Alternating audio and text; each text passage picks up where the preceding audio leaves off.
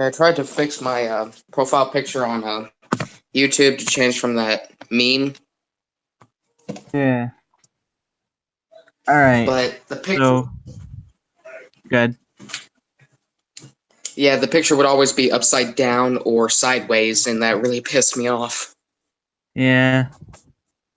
All right. So, as I'm Thankfully, looking at the Twitter chat, yeah, with Owen and Ham going at it, it's fucking hilarious. Wait, they're going at it? I thought they would agree on something.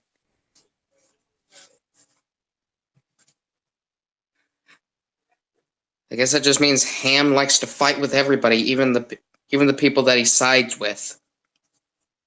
Mm-hmm. I mean, it's CultofHam. I mean, are you really shocked? Not really. Really? Not really. He argues with everybody under the goddamn sun. He'd argue with me even if I said that religion was stupid.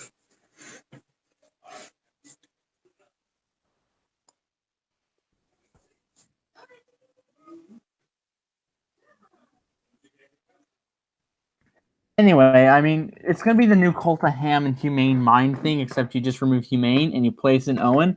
And basically, it's Owen. I mean, it's Humane if Humane didn't have facial hair, was bald, and had a snaggletooth. True.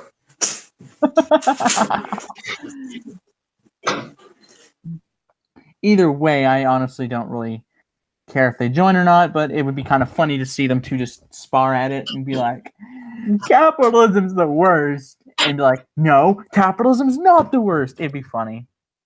It would be really funny. Either way, well, I thought you said capitalism was the worst. Shut up. Yeah.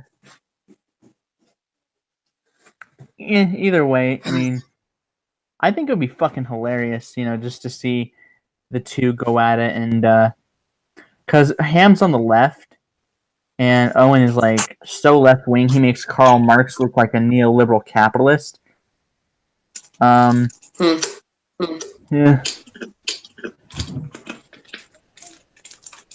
By the way, I'm gonna have Zack. I was gonna have Zack make a picture for me. Oh, that's gonna be cool. It's gonna be the one with the Danny Quartz rant where you're all just spread out across the thumbnail. It's fucking hilarious.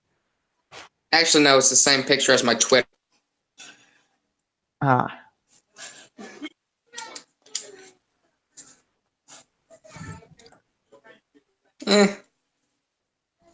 He said it was probably going to take a week, which, I mean, that makes sense.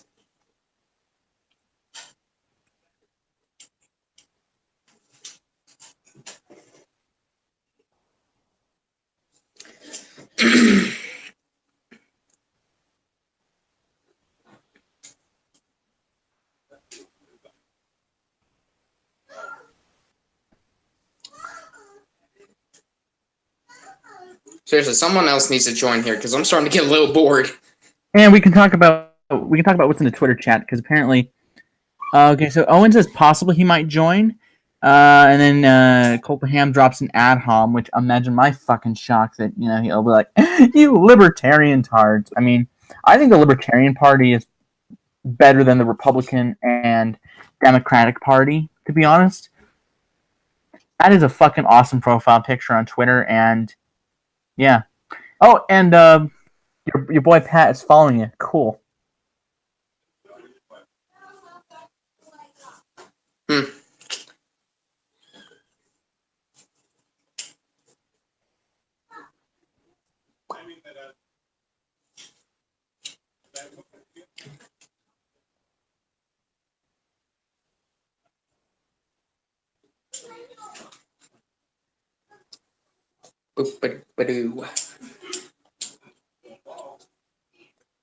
I mean, to be honest with you, if I could run for president of the United States, I'd probably run as a Republican. But like the minute I get the election, like the moment I'm about to be elected, like as soon as I could, I would switch parties so fucking fast, and they'll be like, "Oh shit," and they can't do nothing.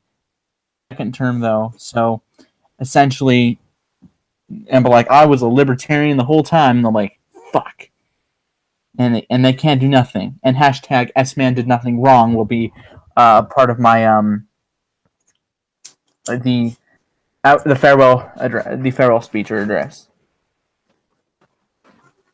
I had no idea if I'd run as Democrat or Republican. I get the vibe from you because I agree with a lot of Republican views, but Democratic views is like I agree with some of them as well. I take the fiscal conservatism and the social liberalism. And that's kind of what the Libertarian Party. It's like imagine if a liberal Democrat and a conservative Republican hate fucked and had a love child. That's essentially the Libertarian Party is what the result is. And JJ, because you said you'd read a fan fiction about Zack and Google it. Imagine that kind of fan fiction. That'd be funny as hell. Yeah, sure. I can't believe I actually did say that. I can't believe what happened in the chat at the time happened in the chat. It's like, no, I don't want to hear any of that shit. No, wait, that was the one where I said it would be between Blair White, Riley J. Dennis, and Roaming Millennial.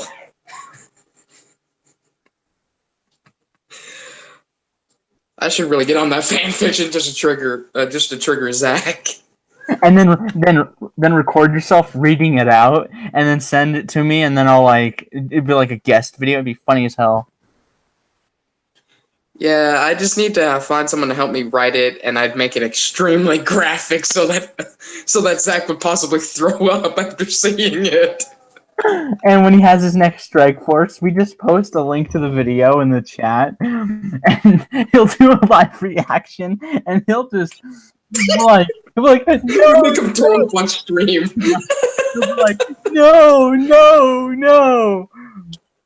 That is not what I want to hear. All right. Hang on a second. Let me. I'm just gonna. Okay, so Elite Gamer wants to get the link. Let me go to his Twitter. At least someone joined, but he's muted at this point. Who is it? Owen. Oh, hello. I've not spoken to the guy in a long time. I hope he's doing okay. Yeah, same. He doesn't seem to be here, or he's just gonna stay muted. I don't know. Yeah, either way, he's okay. It's okay to be muted. But let me go to my Twitter messages because holy hell, a lot of people have messaged me. Either way. I don't know if he's having mic problems or what the deal is, but either way, you can chill or he can tell us about whatever. Yeah. Got the link, and now I've sent the link to him. Not to Owen, to Gamer Godric. So, and CultofHam posts a racial slur in the live chat, which it's CultofHam, so why the hell am I surprised? I mean, he's a leftist and he does that, so just wow. Yeah. I'm trying to me, racial slurs aren't that bad. It's just words, and plus, if I ever say them, I don't actually mean them. I believe everyone is born equally. Hey, everyone. Hello. What's up? What's up, Godric? I've been called all sorts of racial slurs throughout my childhood. Like, the first one I can remember, I was called a spick, and I was like, what in the hell is that? That's just... I don't know why you'd want to call somebody that, but, I mean, I think it says more about you than it does the person you're insulting, but I don't condone... Yeah. If someone calls my friend a racial slur, I'll just tell the person to get lost. Yeah. Yep. Well, I've been doing nothing at all today except for downloading role-playing games, which I plan on doing for live Twitch streams. I told Joseph, and I moved on from YouTube gaming to Twitch gaming because, well, anything I throw at gaming at YouTube is just being unfair. It's either being blocked or what's the other thing that's going on with YouTube gaming these days? Oh wait, okay. Owen just left a message. He says, "Just finding a working set of earphones. Give me a minute." Okay, no problem. All right. Okay, makes sense. Yeah, makes sense. Right. Can you hear me? Yeah, I Yeah, can hear. Yeah, we can hear you. Let me turn you up a little bit. All right. Sorry if you guys hear sound in the background. My nieces and my sister are here. All right. So Owen, I haven't spoken to you in a minute. So how you doing, man? Tired, to be honest. I mean, I was streaming with a few people. Oh yeah, I didn't.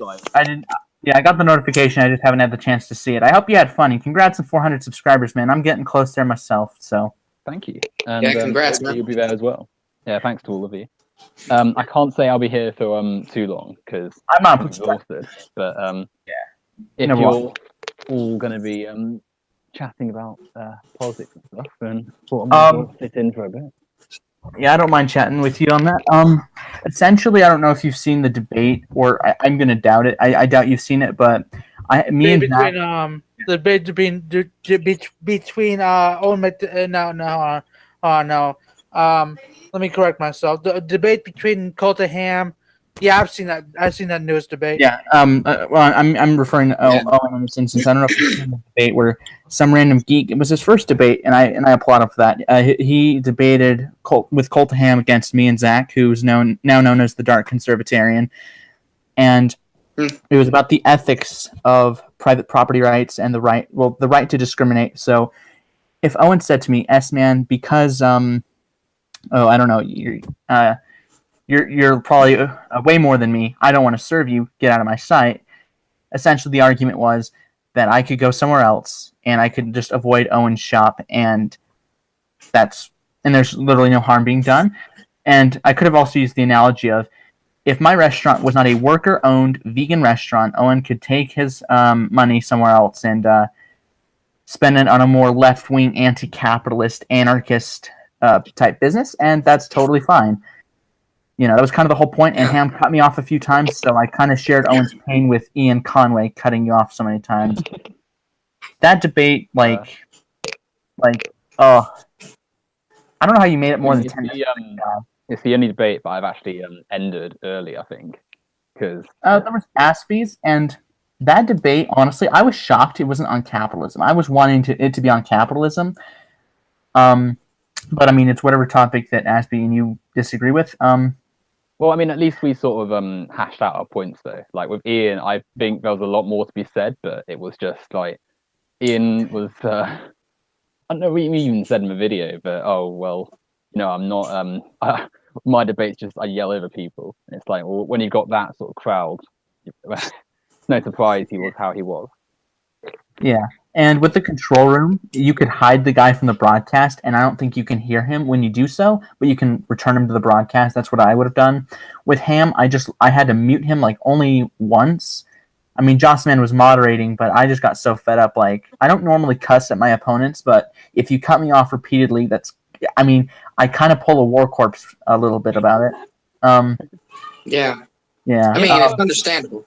Yeah. If Jossman was moderating, why wasn't he the sort of person in charge of the admin and stuff?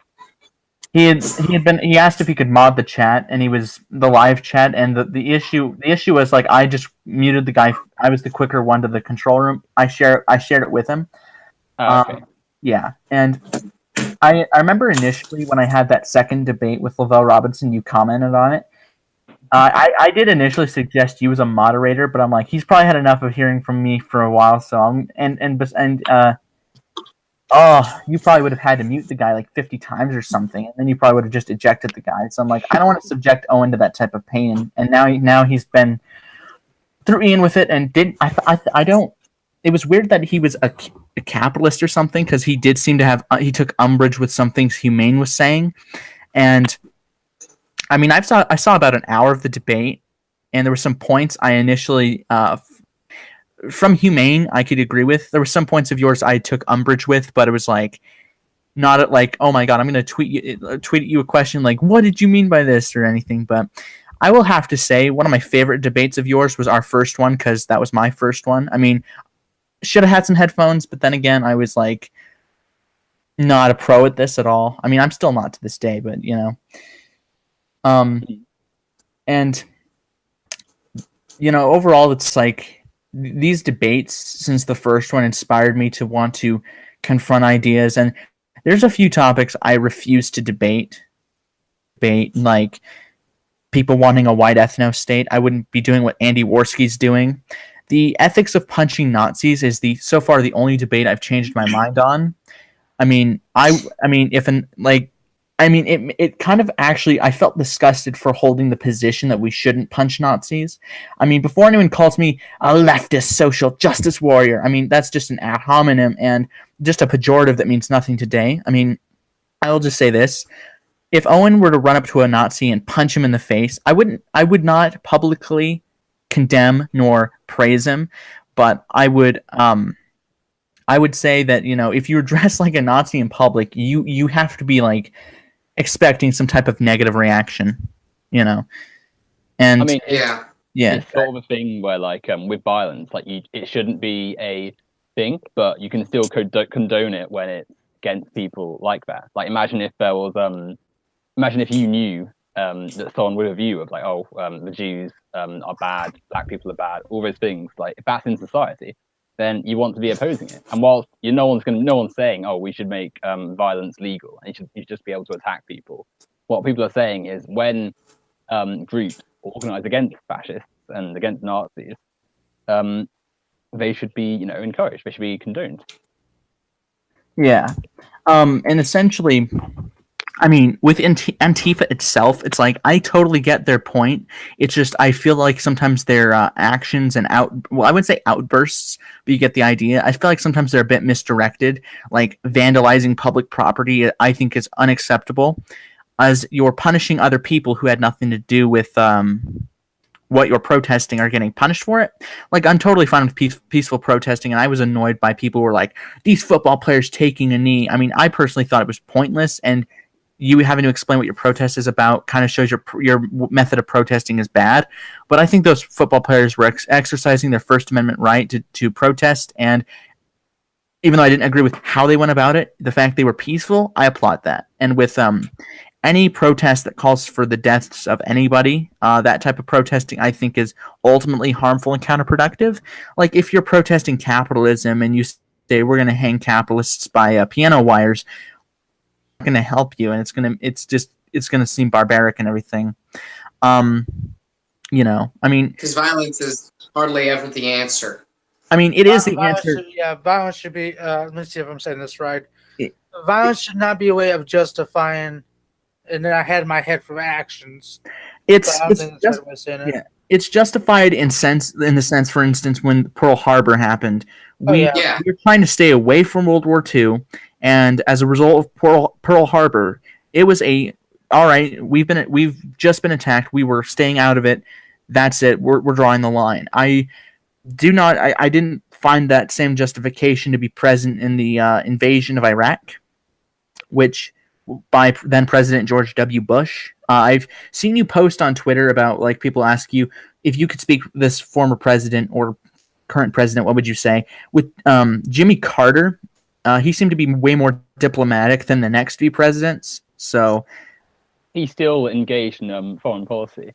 And Godric, to come back to something you said a second ago about violence, whilst if it's like personal to personal, then obviously it's not right. But sometimes you gotta recognize that systems and systematic problems do require immediate actions. And when you've got a far right, which is vocally present, clearly on the street, there's clearly effort to move it forward, as we saw with even just looking at Andy Worski's stream. Like, the state of the chat in that stream was horrendous.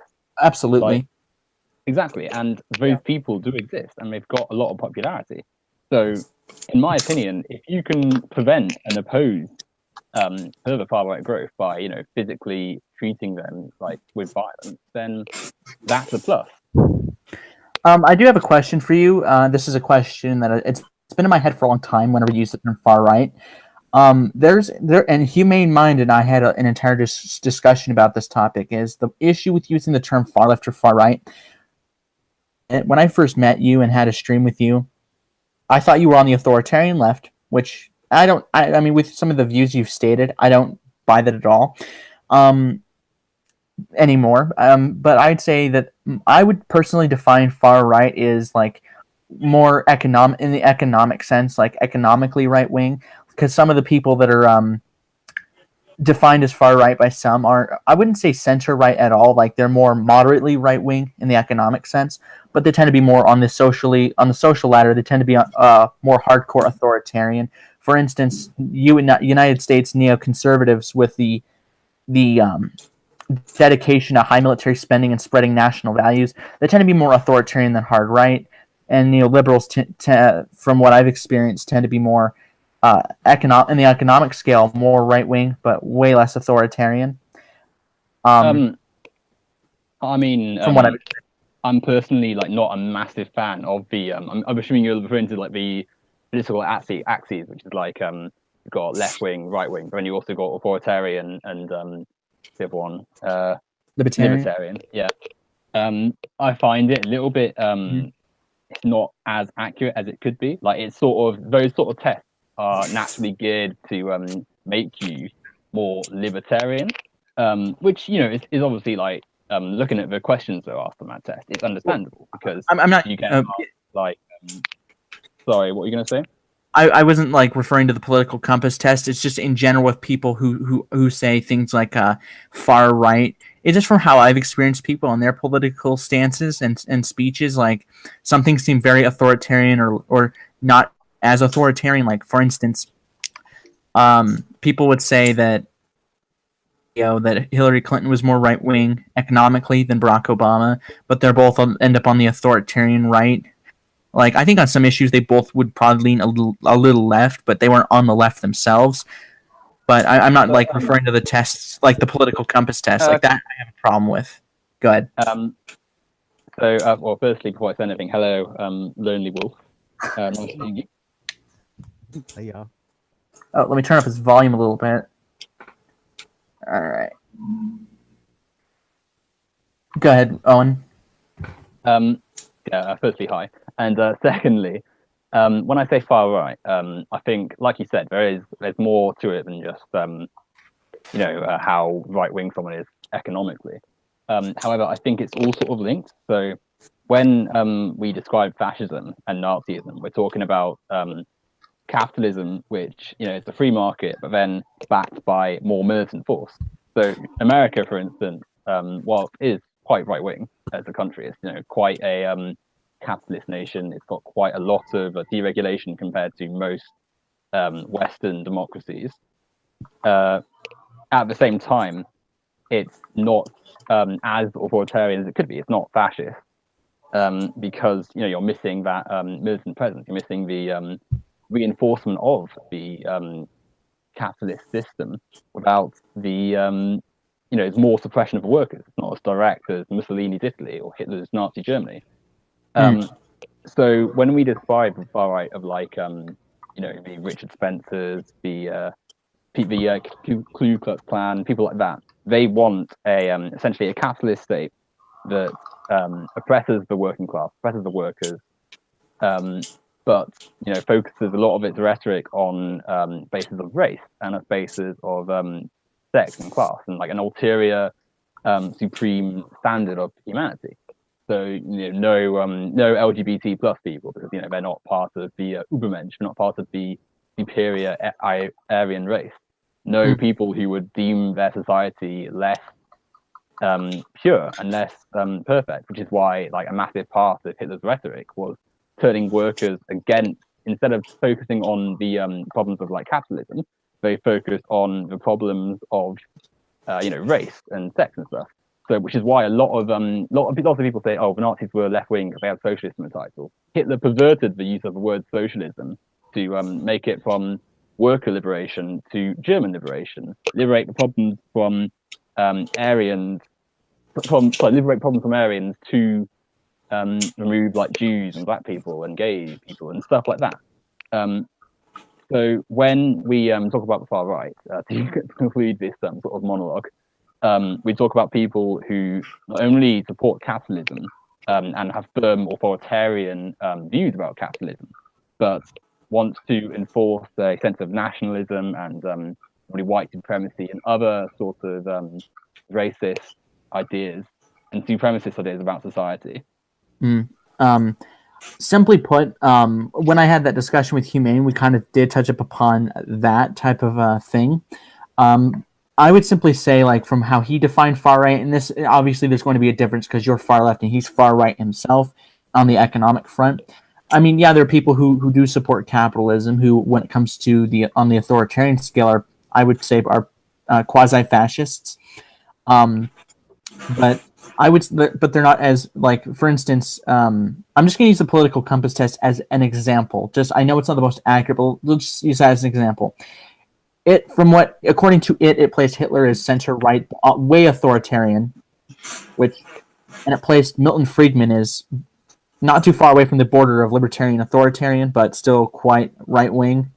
Margaret Thatcher was around that same area, but more authoritarian, and I know you have your criticisms of Margaret Thatcher. And then it placed someone like Stalin on the far left authoritarian scale, and someone like Gandhi on the far left, well, not far left, but left libertarian. And I do think it's important to mention those type of things because people talk about, like, should there be a state, like how much authority or liberty, or can we find a mix, or is it just one or the other? I mean, Humane's an ANCAP, and I would say minarchist. But I mean, overall, I will say that it is a bit interesting to see how people define left wing or right wing. I mean, you know, like, and it's not to smear the left, you know, to, like, say, oh, the Nazis were socialists. I mean, if someone could prove that a Nazi held the view that capitalism's bad and could prove that's what they actually said, then I guess you could say in that one Nazi's case, yeah, that Nazi was a leftist. But I mean, they'd have to provide the evidence for it, which I don't know. The idea that the Nazis were left wing primarily comes from people who are, like, sort of attempting to smear the, like you said, smear the left.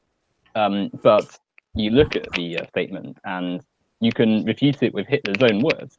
Hitler himself said that they only used socialists as a way of winning over working class voters and essentially annulling the problem of the far left from, their electoral hopes. Hitler even said we could have called ourselves the National Liberal Party had liberals been the sort of movement that was winning over a lot of working people in Europe at the time. If you look at what Hitler did in Germany, one of the first things he did was outlaw the Communist Party. He banned them from standing in the elections. And then the Reichstag fire got blamed on a communist, which was the grounds for imprisoning communist leaders and far-left activists. Because any fascist will tell you that in order to seize control of the country, you need to remove your most vocal and prescient opposition, which is far left.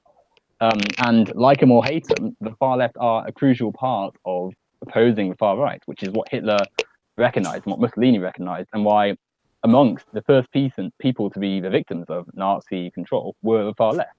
But coming on to what you said about Hitler being centre right.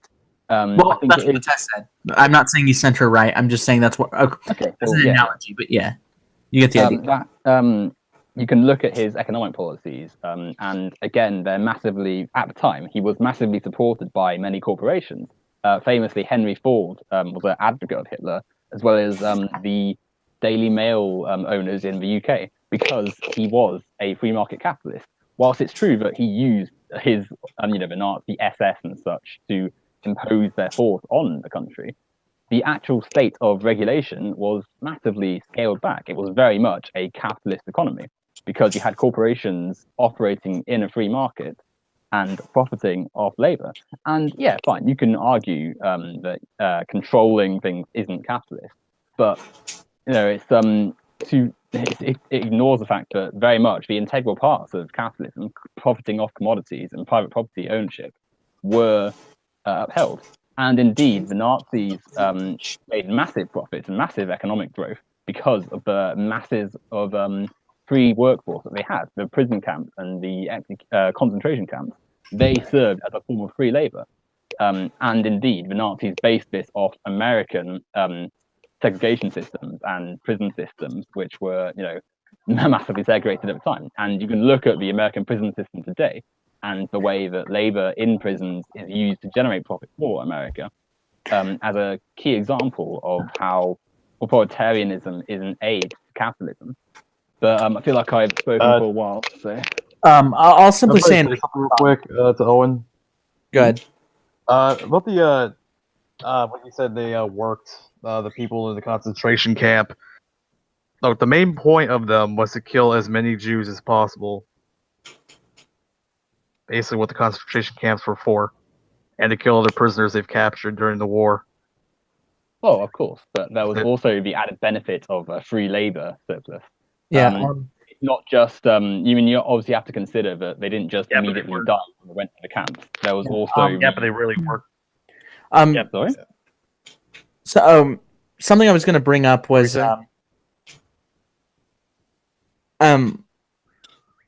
okay, so essentially what I was going to bring up was what you said about the prison system. I have a few issues with it myself. Well, more the criminal justice system as it currently is, rather than the actual prisons. I'm fine with the prisons being public, but I don't have a problem with the prisons being where the prisoners have to do labor. I mean, as long as it doesn't violate the 8th Amendment, I'm fine with it, as I do believe that it could help people in learning work ethic and being able to have work ethic. And I will say that overall, it's like, what would you rather do? Spend 23 hours in a cell per day, or, I don't know, make license plates or something? Now, my state has banned, the use of private prisons, but as for prison labor, I don't know. But I will say that it is probably a lot better than just having someone sit in a cell for 23 hours a day. It's like it's like when I watched one of your older videos about drug addicts, you made a good point about rehabilitation, because if you don't rehabilitate the person, you've basically just locked them in a cage for a while and you did nothing to help them. And Pretty much. And going on to the issues of America at the time, there are still issues today that have been in place for a while, like the war on drugs from President Nixon. I would end that if I were president. I would allow businesses to refuse service to people. I would especially allow, for instance, if you owned your own business and you wanted the workers to share the means of production with you, even though me and Geek have had a discussion we've had a discussion on that. Essentially, if you want to share the means of production with people, you're totally fine to do so. It's just you can't force other businesses to follow your footsteps, I'll say. And I initially, a couple months ago, almost became a communist, I'll admit. I was very close to that, as I felt the arguments about foreign policy and the means of production were some interesting points, but... Oh, man, so close, damn it. Oh, well, but essentially... foreign policy, we got people who advocate, like Gary Johnson, for instance, whether you like the guy or not. I do agree with him that non-interventionism is our best option. Like, we should not have... First thing I would do is I would remove as many embargoes against other nations as possible. I would try as much as I can to avoid getting into other wars. And to any nations we've attacked in the past, I would try and find a way to rebuild relations with them and essentially attempt to never have that happen again. When people bring up the United States being involved in certain helping other dictatorships, that would stop. I mean, even if it results in me getting assassinated or losing a second term, I would at least try and make America, and I hate to use the term, well, I wouldn't say make America great again, but make America truly about freedom, rather than having the war on drugs be responsible for increasing the prison population for as much as it has been increased. Oh, damn. The thing is, though, a lot of that is... Sorry. Don't worry. I won't. I'll try and curtail how long this one goes on for. It sounds nice, and it's a nice sort of sounding thing to say. But then when you think about a lot of what your policies would mean for America and the way the system at present is, it would probably fall flat. So, for instance, the war on drugs is responsible for making America one of the highest, in fact, the highest prison population in the world by a mile. Like, the amount of prisons, I think, overwhelms the number of schools and universities in America, and that's a massive problem for a lot of people. But the labor that goes on in prisons and the use of prisoners to create higher profit margins for corporations and thus inflate the economy is why American corporations are so wealthy. Is why America is one of the, if not the largest economy on the planet. So to present your case for saying no, we don't want a war on drugs. We want to crack down on this idea that people can just be locked away for consuming products through their own choice. Is essentially saying we want to curtail your profits, and as we all know, under capitalism, that's not going to happen. Secondly, what? Oh, I was going to also bring up something I was going to mention is if we were to end the war on drugs, if I could, I would do what Obama did and pardon. He pardoned about 6,000 inmates convicted of nonviolent drug offenses. I would try and do as many as possible throughout that 4-year term I'd have. And even if my approval ratings were about as abysmal as the war on drugs, I would I see it as totally worth it. As a number of Americans, I think. I'm not sure that I'm going to try and find the approval ratings for the war on drugs, how many people approve. Now, it's not an ad populum, but just to show that I think the American people wouldn't mind ending the war on drugs. So go ahead. Then again, be fair. There's actually a lot of policies that Congress puts forth that the American people do not care for. It just it kind of like shows actually that like the American people doesn't have as much sway on their Congress or Senate as they think they do. And Absolutely. It's abysmal how much sway the American public doesn't have on their legislative bench in America as it currently is. It's mostly the people who donate the most money to the congressmen and the senators and to the Republican National Convention or the Democratic National Convention. It doesn't matter who's in the White House. Yeah, money is power. Exactly, which is why, F-Man, the idea of just shutting down the war on drugs and shutting down sort of American foreign policy probably wouldn't get very far in Congress, because what you're essentially asking your senators to do is curtail profits and cut the profits of the people who are backing them. So all of a sudden, these politicians aren't going to have their campaign money, like Geek said, and they're not going to get back into office again. And who wants that? So they're not going to vote for your bill, no matter how good and moral it is. It's not the thing that makes the most profit. I would simply say in response that it is at least better. It's at least, I mean, people say it's easier said than done. And that may very well be true, but it's better than not trying at all. Like, okay, so I just posted a link that a bunch of people that Americans are ready to end it. But essentially, my recommendation to anybody, if you do not like the actions of our senators and our politicians, as for instance, my father's a progressive Democrat. I think he's a little left himself. His suggestion is, he would tell me, is we got to vote out these Republicans because he is very anti-Republican. Is Republicans as vote Democrat at the very least, whether you like him or not, at least tactically vote Democrat to get the Republicans out. So if there's a person of a political party you don't like and you don't vote for that political party. I mean, I'm not saying that it's all black and white, but at the very least, try and find a solution to the issue at hand. Yeah, but then go ahead. I'm sorry. Okay. Thank you. Sorry to cut you off. No worries. I think the problem's not the intention, because lots of people want to end the war on drugs.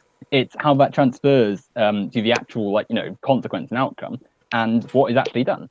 So, for instance, you can try and vote out Republicans, and by all means, we should be voting.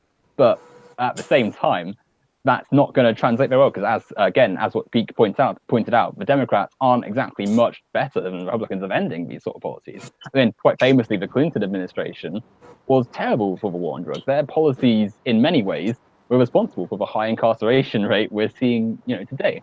Being tough on crime. Exactly. Democrats and Republicans both are firmly right-wing parties backed by extremely wealthy individuals and corporations. And if you try and cut the war on drugs, if you try and end many of the foreign policies that have disgraced America's name, you're going to cut their profits. So again, I think it's all very well saying you can try, and trying is better than doing nothing. And it's important to try, but at the same time, that still leads to nothing being changed. You're still going to have people in prison for consuming marijuana, for being in possession of drugs that they are only intending to use themselves. So I again ask, what would the actual solution be? Because I've got my own ideas, but within capitalism, I don't see how these problems can just go away. Well, Yeah, okay, so, and American politicians right now, once they get back into office or to get into office, the first day or day of inauguration or whatever and something like that, their staff are on the phones already calling donors to ask to donate for the campaign trail because it's constant election and you need money to run a campaign, because if you don't run a campaign, you're not going to get elected. And oftentimes it is a good indicator of like whoever is able to raise the most money is, generally speaking, on like congressional, senator, and gubernatorial elections, as well as like state legislative elections. Oftentimes it is the person who raised the most money that's able to like get into office. I'll point out. For instance, when FDR began his fourth term, he later died in his fourth term. But because he had served 4 terms, they put term limits on the office of president for how many times someone could faithfully execute the office of president of the United States. And I'm strongly in favor of term limits for all political offices, because it seems, and it's pretty obvious that if you become a senator or something, you're in there for life essentially, unless people do vote you out or you retire or die. And with Orrin Hatch from my state, he's been a politician, a career politician. I will acknowledge it. Yes, it's not very easy to correct the problems at hand, but since capitalism's not going anywhere for a very, very, very long time, I mean, since it's going to be here for quite a while, it's essentially is to get people to have them aware of it, to have that, and my ideas are, when it comes to the donors and everything, I would try and find a solution to try and prevent corporations from being able to back politicians. People can say all they want. Oh, it's free money. Giving someone money is free speech. It's not. It's like absolutely not. If burning a flag is free speech, I just lost where I was going to go with that point. You go ahead. But do you see the problems that are arising here? So, for instance, putting term limits in is great because, like you said, it's not good to have one person just sort of having 30 years as a senator. But the next person who's coming in has the same views as the last guy. They're all from the same school of thought, where they have to essentially be the puppet of the corporations funding their campaigns. Like what Geek said, they're going to have the same stance because they're not going to, think, oh, I can't afford to lose this funding money. Which is why Nixon, Bush Senior, Clinton, Bush Jr., Obama, and now Trump, none of them are going to end the war on drugs. None of them are going to address the massive problem that's in the prison system. This has been a problem for 40 years it will be next year, I think, since in fact that's an entire generation of people and more. And it's not changed at all, despite the clear knowledge, but it's not something that's right.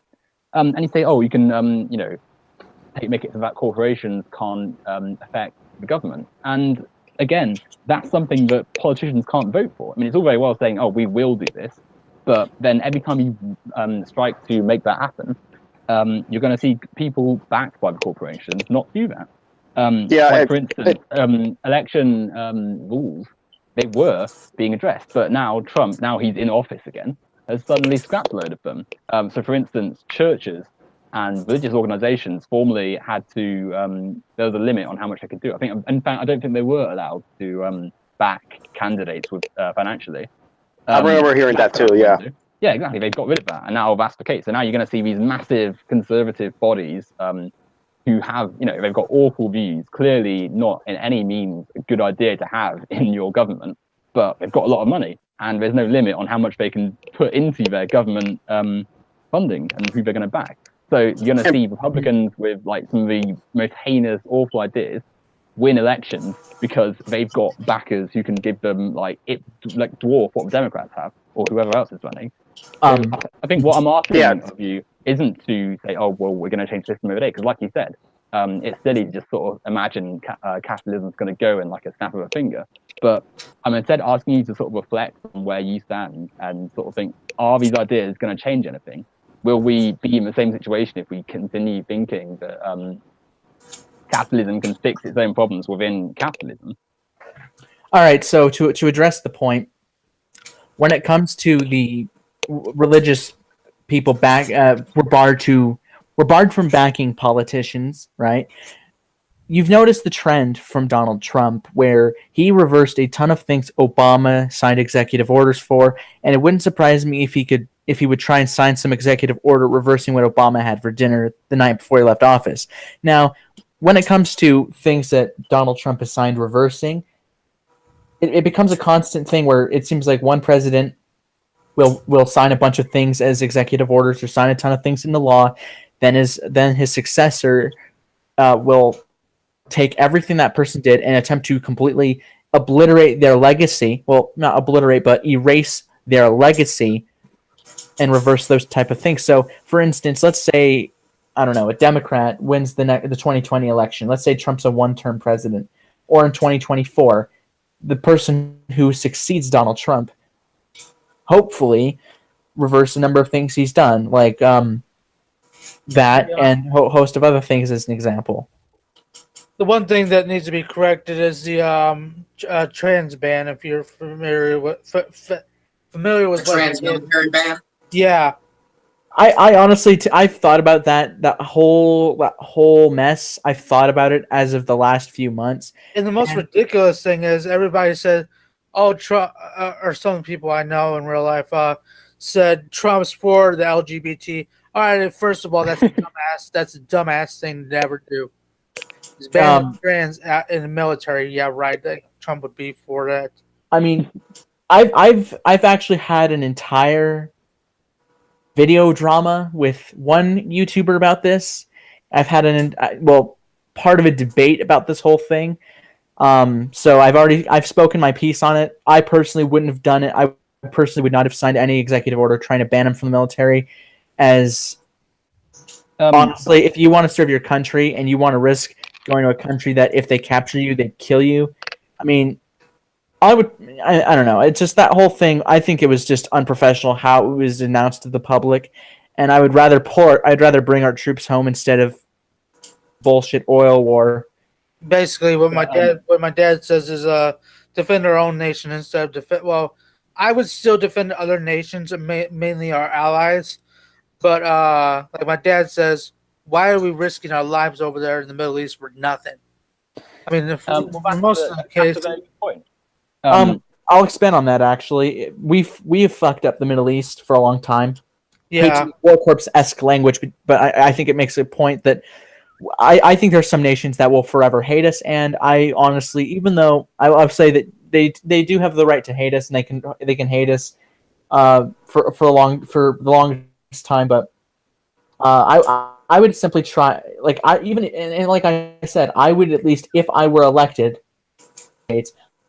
I would at least give the effort rather than just say it. I would actually try my damnedest to do it. And even if I get assassinated, I get impeached, or I get voted out, at the very least, there will be the effort made to keep the promises that presidents all the time, the reason you see them have such low approval ratings when they leave is either because they did a horrible job as president or they didn't keep their promises. So when you look at George W. Bush, for instance, when 9/11 happened and for a while after it happened, his approval rating was from 80 to 90%, right? And by the time he left office in January of 2009, he had a 19% approval rating, and he's been regarded as one of the worst presidents we've ever had.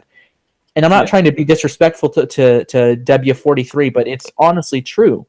And I will say that the non-interventionist foreign policy, and I've argued with people who call me a regressive right-winger for it. Honestly, it is the best policy to hold, as with how the president of the United States has been handling North Korea.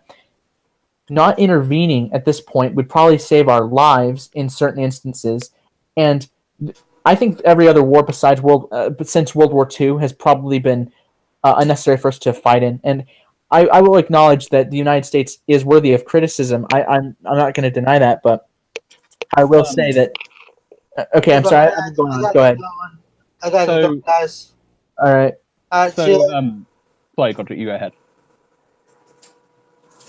Oh, he left. Okay. In that case, I'll go ahead. So again, I want to bring up again you say, the war in the Middle East was a waste of time, and yeah, it was obvious from the start, pretty much, that there weren't. It was a waste of a lot of money too. Exactly, it was a massive waste of time. Oh yeah. But look at how It's rich Dick pointless. Cheney and Donald Rumsfeld are now. Look at how George Bush is. He's a wealthy, rich person who can do painting instead of being in prison for war crimes and slaughtering thousands of people. You've got to ask yourself why these conflicts keep happening, because, like you said, there have been so many wars since World War II that have been caused or propagated by America. And you can say, oh yeah, there was no point in it, we should be non-interventionist. Then someone else will say, oh well, look at the corporation, look at the profits we've been able to raise since we've started these wars. Look at what happened in Latin America when America comes in, overthrows the democracy, makes the country more right-wing and more privatized, and the profits back in America for corporations have improved. The state has more money. But that came through anti-democratic warfare and espionage and sabotage. Like the policies that make America so wealthy and make capitalism in the West so wealthy all come from the things you're criticizing here, S-Man. And I'm not trying to say, I'm not trying to get some sort of one-up over you or anything. But I think it's important to sort of realistically consider where these solutions are going to come from, because you talk about term limits and how a president has a low approval rating. And stuff, and how you can try and vote in the next one. And it's going to be the same thing again. It's why every president, like you said, has a lower approval rating when they come out and when they go in, because the change is never going to come. There's a certain futility to the position of presidency, and just sort of the whole situation in capitalist democracy, where people don't see any real change to their lives, and certainly for the past 40 years, since neoliberalism has been and neoconservatism has been the main sort of focal point of politics. There's been so little that people, are getting fed up with it, which is why a populist, a third person firmly on the right, and you could even say proto-far right, Donald Trump, was able to win, in my opinion. But anyway.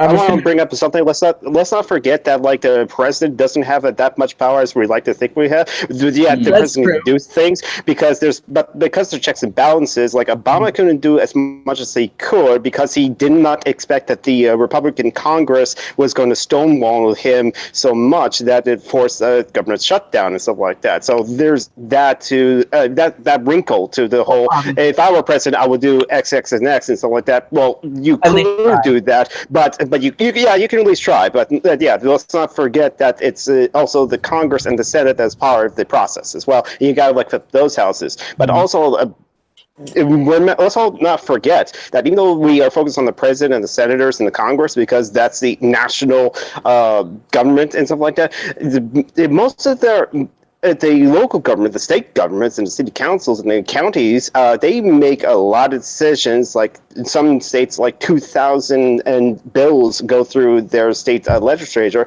and those bills directly affect people on the local level much more than the national bills, and yet they don't get as much attention. And plus, there's a lot of Republicans that are in seats in the state legislations buildings that go unopposed. So there's also that kind of wrinkle with the political system that we have in America. Just to add to the conversation. Yeah. Okay. So to point that out, I am aware that there are checks and balances, but like I said, at the very least, it's better than just obviously we can chat about the problems of the United States, and but at the very least, someone would be in there attempting to do so. And to point out that Bill Clinton, whether you like the guy or you think he was I don't know, a right-wing Stalin, but essentially Bill Clinton, for his misconduct, was impeached, although not removed from office. People have brought impeachment proceedings or have made efforts to impeach certain presidents. We've got Bill Clinton. He was actually impeached. He was the second to happen after Andrew Johnson. Then you got efforts to impeach George W. Bush, but the reason they dropped the proceedings is because he was nearing the end of his presidency anyway, so it'd be a moot reason to do it. Barack Obama, even though people might argue it's because the Republicans hated him because of his race, I think it was more because they didn't like what he was doing. Then you got efforts already to try and impeach Donald Trump, which if that's a horrible idea, considering if we do, it goes to Pence, and he's probably far worse than the old Trumpster himself. But essentially, like when it comes to these presidents, obviously they don't have as much power as we think they do. And when presidents and the Congress, like that's why I encourage people to get out and vote, because when people constantly whine and complain about the problems, like I'm not saying you guys are whining and complaining, I just want to make that clear. But when people do complain, but they don't vote, they can't honestly expect anything good to come out of it. That's why there were something. Jimmy Carter, I think he opposed a Supreme Court decision that I think it barred corporations from giving to companies, or at least a certain amount. I'd have to look it up again. But with Jimmy Carter, I would actually look upon him more favorably for being for Supreme Court decision. I mean, every other president from Jimmy Carter to now, I mean, they're with how they are, it's like some presidents had some high approval ratings, like Bill Clinton, Barack Obama. He had 60% approval rating, like some of the presidents were. Zach himself has referred to George W. Bush as a political dunce, which I think is a bit accurate. But go ahead. But are you starting to see the sort of flaws with capitalist democracy? Like you said, like very correctly said, if you impeach Donald Trump, suddenly you've got this massive line of Republicans who are just as bad, if not worse, than Trump, waiting to come in after him. Like you said, you don't like it when people complain and then don't vote. And that can be perceived as quite annoying. And you can see why that would be. If you're not participating in elections, then you shouldn't complain. But just as equally, lots of people do vote, and then their votes mean nothing because their votes are discarded at the end, and their policies aren't reflected. Lots of people can't vote because they've been put in prison and they've lost the right to vote because they're a felon. Lots of people can't vote because their state has terrible voter ID laws, which then exactly from voting. You said yourself, what's it called? Bush had terrible approval ratings, and people wanted to impeach him, but he still had 8 years in office. Trump's still going to get a 4-year term at least. Obama, he still had 8 years even. These people, presidents, they aren't able to change the ordinary lives of people because there are massive inherent flaws with capitalist democracy. And like you said, Jimmy Carter back in the 70s put in legislator to end corporate, meddling in elections. Where's it gone now? It's now being reversed. You're now losing legislation that should have been sort of integral to the system. So, 40 years of progress is potentially being lost, and more. Even in fact 80 years, because there's some of the New Deal components which somehow are still protecting American rights and stuff are being looked at to be removed. How can you explain that you're going to have the same fights we had 50, 60 years ago again, because of the inherent problems of the capitalist system, where there's always going to be those efforts to maximize profits, and that you're always going to have the war on drugs, the election fraud, where voters' rights are curtailed, everything else that we've mentioned. These things aren't going to go away simply because you try and put a law down. And yeah, it's good to try, but to a point you have to say, well, what good is just trying by doing this one thing? We have to look at a better way, because we can't have a society with these problems. Okay, to go back to what you said about presidents and low approval. Well, okay. Oh God. Okay. Oh, God. Can I say something? All right, go ahead, Ham. The thing is with trying something new, we do have something that we know works. Iceland is famous for locking up its bankers for their fraud during the 2008-2009 stock market crash. And Obama did the same. Obama did have financial sanctions against, if I can find the article, but no one went to prison. Iceland actually convicted and sent to prison the bankers responsible for the stock market crash. Okay, to go back to what Owen was saying about Obama and George W. Bush, the reason he was able to serve out the remainder of his second term was because the impeachment proceedings were brought so late in his second term. If they probably would have, done it in late first term, early second term, the chances could have increased. And we've had a president who was pretty dangerously close to being impeached, but he resigned the presidency because he knew that his career was over in the sense of the presidency, and that was Richard Milhouse Nixon. And going back to what you said about the line of succession, the reason that's there is so if a president is removed from office, like they could just put somebody else in there. Let me find the presidential line of succession to point out, because there's like 17 people in the president. And also, Trump is probably the most likely president in decades to be removed. Not just because he's so unpopular, but because he's so overtly breaking the law. And to point out again, he would be the first. Sorry, man, you go ahead. Okay. So essentially, there's 17 people, and to point out that he would be the first if he were to be impeached and actually removed. Because let's keep in mind, no president. There's only been two presidents, Andrew Johnson and Bill Clinton, have been impeached, but they were acquitted by the Senate, and as a result, they were not removed from office. So they were able to. So in the case of Bill Clinton, I'd have to look back at Andrew Johnson, but in the case of Bill Clinton, wasn't Nixon impeached? No, he was not impeached. He resigned the presidency, being the only president to do so, and the presidency was sent off to Gerald Ford, who, whether you like the guy or hate the guy, I mean, he was the one who would end up becoming the next president after that. So yeah, I mean, I don't see the problem with having a presidential line of succession itself. But, can you see the problems that are arising here, though? Like Bush, for instance. Yeah, he was close to the end of his term anyway. But at the same time, he still had 8 years at the helm. He still did damage, and he's still he's massively wealthy now. Got his own ranch in Texas. He faced no consequence for essentially, devastating the Middle East. Like you said, there's 17 people after Trump to come in who will do the same things and worse. Mike Pence, just this awful homophobe. He's like, what? He's arguably worse than Donald Trump.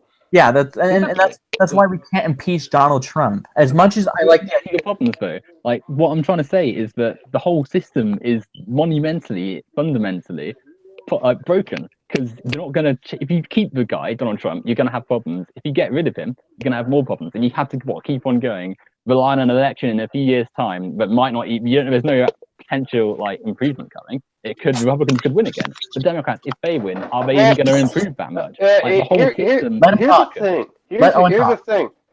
We have the internet now. We have the ability to transmit information on a scale that's never been seen before. We're having long-time incumbent politicians, corporate politicians, losing elections or just winning by the skin of their teeth. Yeah, and the change is coming. Yeah, and we had the internet in 2016, and Trump won. Trump won because the Democrats put up literally the worst possible option for a Democratic nominee. Let's not forget the Russians' involvement. Let's not forget the voter suppression. Let's not forget the Electoral College. Because I disagree. I think Russia had some sort of involvement, but I don't think it was directly to fiddle with the election to the point where they purposely got the Trump in. But they did certainly help Trump in the campaign and stuff like that. But no one expected Trump to win, according to the polls. But I think Russia did infiltrated the election system at some point. To what ends, we don't know for sure, and the investigation is ongoing. But for what I can see, in my opinion, the Russians did get involved. Okay, I immediately dismiss any claims of Russian involvement unless you have direct evidence of them affecting the election. Okay. All this Russia scare shit is just more. Let's bring back the Cold War shit. Red Scare, Red Scare. It's utter horseshit. It's a deflection. It's a distraction. And hang on a second. I mean, Owen's going to accuse you and I later on, probably after this. He's probably going to accuse us both of using Red Scare tactics. So he'll probably call us hypocrites for that. I'm just kidding. Essentially, I will point out that like I was going to mention, it was with Hillary Clinton in the election. If it would have been somebody else, that Donald Trump may have lost. And I will also point out that people were marginalized, and there's absolute evidence that I've in my older videos about the election, I pointed out that there were people who were marginalized. Now, that's obviously not the only reason why the election went the way it did.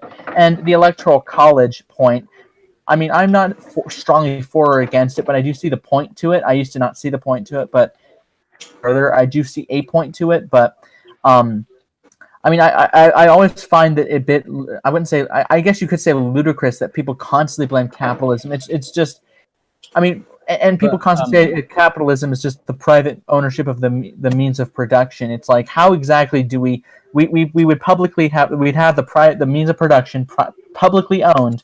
Well, say that's just. May I address that you say, why is capitalism blamed?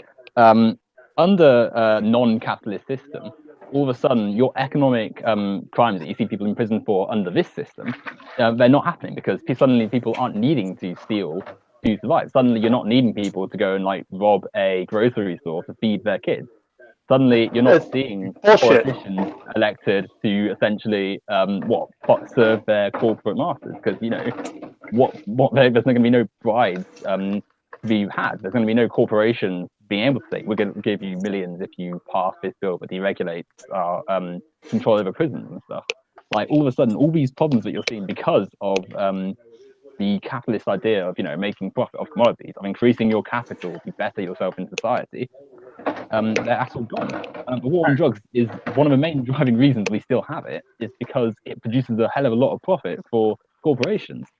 We mentioned earlier how abysmal American foreign policy has been for decades. A major reason that's happening is because it allows America to go into a country, introduce a new government which deregulates its previous rules, and allows corporations to put their own stuff there and make them profit and money. It allows them to sell oil, for instance, which has made America billions. The whole point of saying capitalism is a problem isn't just for some a laugh. It's to address the problems with society, namely that America, a capitalist nation, has essentially been victim of terrible policies and broken competitive politics for decades. We're saying, oh well, if it wasn't Hillary Clinton, I find the fact Hillary versus Trump to be somewhat irrelevant, really. It doesn't matter that the Democrats put Hillary up, because it was coming anyway. There was always going to be this populist right-wing candidate that was going to take a surprise win over Hillary Clinton. And whether it was Hillary or, I think Bernie Sanders would have been a great choice, but only to a certain degree. In the American system of capitalism, you're always going to see someone like Trump eventually come out, because you're always risking potential for a far right or right wing extremist to rise. And to draw it to a conclusion, really, what I was saying is that you can't just expect to keep the system of capitalism and then just not have any problems. They're never going to go away. And I mean, unless your conclusion is you're willing to accept that society is never going to get better and it's only going to get worse from here. Oh my God! Sorry? No, let the guy talk.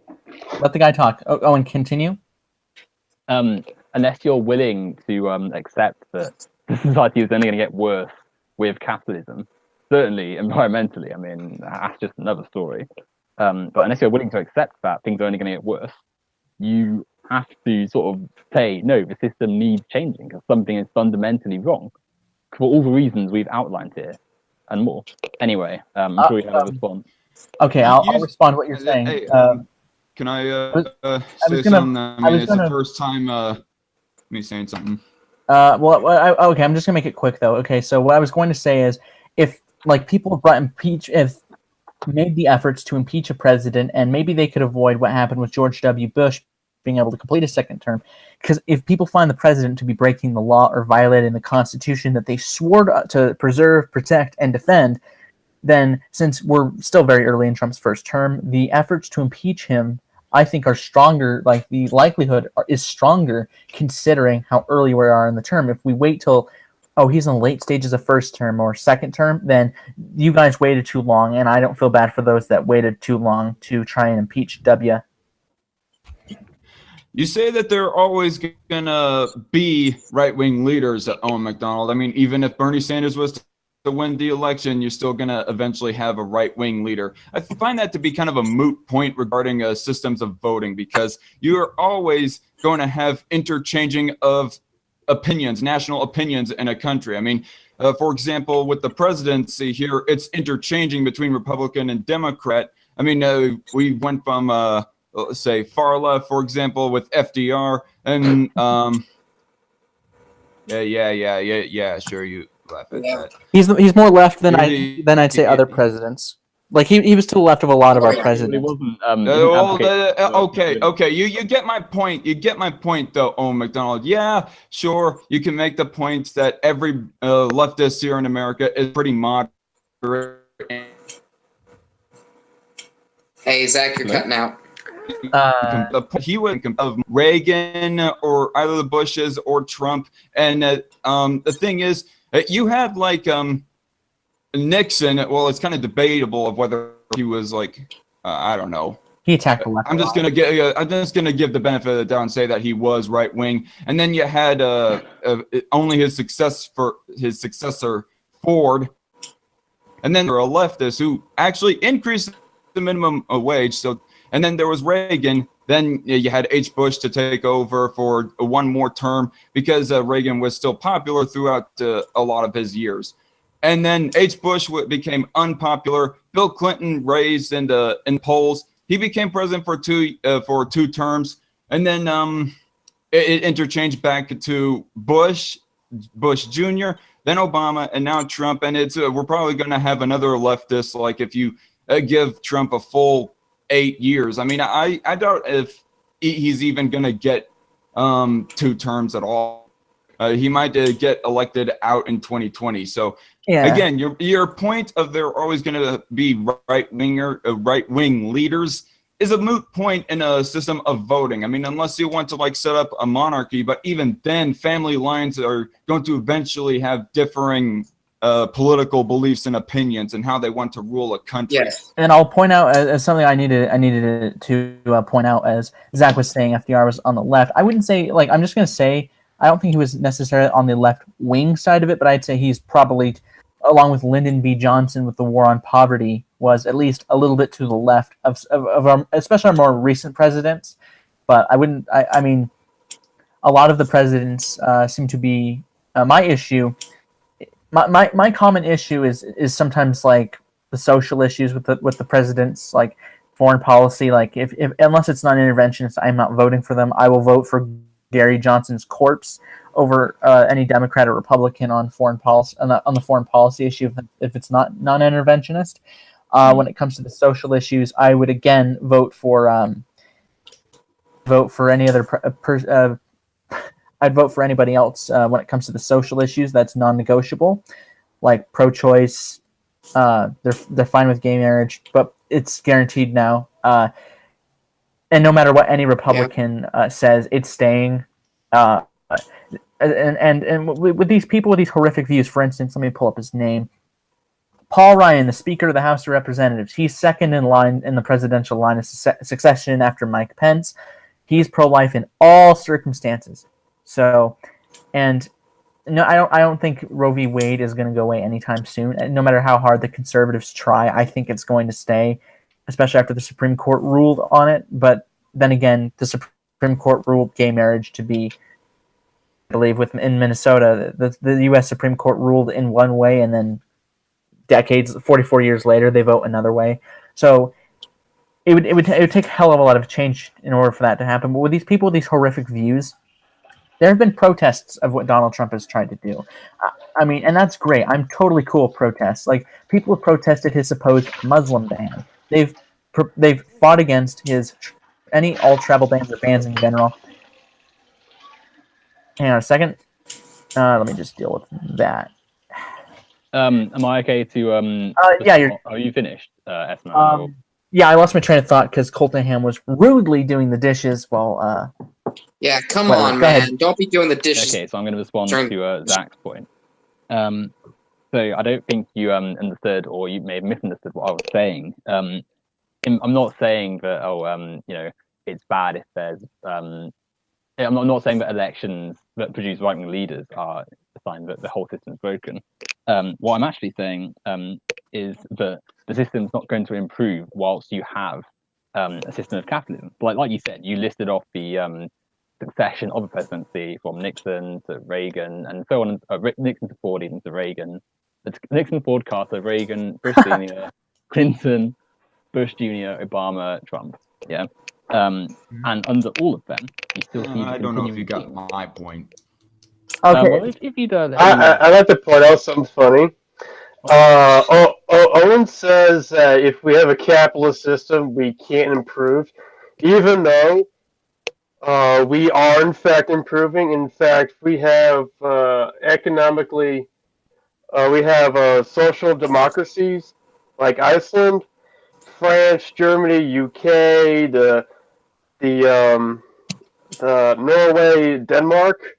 They're all fundamentally capitalist systems, and they have improved from their earlier capitalist systems. And in fact, even America, as far down as we've got, we're improving. And I like the projection of how a capitalist system can improve, where we know from history that socialist countries, every single one of them has stagnated and gone into decline until they just finally fell apart. Okay.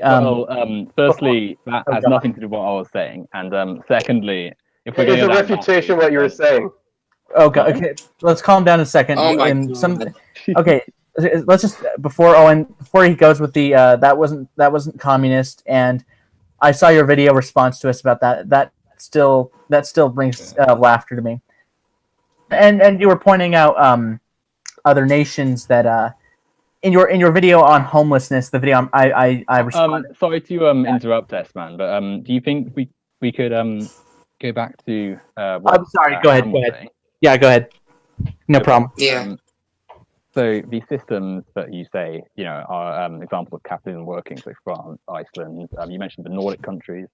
And yeah, they're better than America is, but that's not to say that they work. They're still the same problems that exist in America that exist in those nations, just to a lesser degree. Because the more left wing you go, generally the better your country is, which is why Denmark has lower poverty rates and greater equality than America. But that doesn't mean there's no problems. That just means the problems are lesser and less severe because it's a less pure version of capitalist. And you're technically right. They are social democracies around the world. We don't have a pure capitalist system. But as I should hope we all come to agreement, a pure capitalist system would be horrific because you'd essentially be facing a situation where, your entities that are the wealthiest, like McDonald's, Nike, they've got freedom to do as they wish because there's literally nothing stopping them. There's no regulation whatsoever. Well, I think we can all agree that a pure capitalist system is awful, which is why the best systems in the world are a mix of capitalist and some elements of socialism. But then what I'm saying in response to that is that if you, like you said, all these nations are social democracies, yet they're still the same problems that capitalism produces. They're still the same idea. What problems? Hey, let him talk. Like we've just been saying, the seriously, war on drugs, the poor version of elections that we're seeing in America, where people can vote and there's nothing changed because of the amount of gerrymandering that's going on in states. The completely abysmal decisions made by the US in terms of foreign policy and by many other Western European nations. Like my own country, the UK, has got a pretty horrific foreign policy record. We supported Iraq. We supported the US in the Iraq War. Tony Blair. And how is that a problem with capitalism? That sounds like a criticism of how our democracies work. And Owen, it doesn't work because of the effect capitalism has on it. Okay, and independent of each other. It's all because of systemic problems. And it's capitalism Capitalism is a kind of like is an economic system that like strives off of like the populace not being well informed, because Noam Chomsky talked about like advertisements. The advertisers do not want a well informed consumer, because a well informed consumer wouldn't buy those useless or not so useful gadgets and products or the newest latest iPhones or whatever. And so that's why capitalism doesn't want its populace to be well informed, because if they was well informed, they wouldn't buy the products that they're trying to sell them. Okay, I'm going to address all these points. That's I'm going to start off with Geek, what you said about them not wanting an informed populace. Well, they are screwed in that sense. For instance, if when it comes to products, let's say computer I'm using to stream right now, it's Windows 10, or at least has the program of Windows 10. If I found out that some kid lost a few fingers in a mine in Africa for this computer to be made, and I found it so horrific and everything, and if I were to find out that information, just do a simple Google search and find a reliable source to provide evidence for that claim, I could easily just say, I don't want this computer anymore, and find a way to get rid of it without destroying it so it doesn't become totally worthless. Now, going back to what Owen said about not foreign policy, it was the drug war. The drug war, as I've actually done reading up on the drug war, it is unconstitutional. It violates the Fourth Amendment, and people support up for the war on drugs. They are supporting something that violates the Fourth Amendment, and a very old law that was there. It's been eroded since the 80s. That separated the local law enforcement and the armed forces. That was something that the war on drugs has eroded. And by the way, in your video about homelessness, as I've made a response to it, I can only imagine you're surprised at that. I've shown that the United States, when it comes to, let me just go back to the link, on economic freedom, there are countries more economically free than the United States. It falls under mostly free. The United Kingdom's number 12. The most economically free is Hong Kong. And the least economically free, and this is going to be a huge surprise, North Korea. I hate to quote Paul Joseph Watson, but imagine my shock that North Korea be the least economically free nation in the world, and Hong Kong is number one. You're quoting Paul Joseph Watson.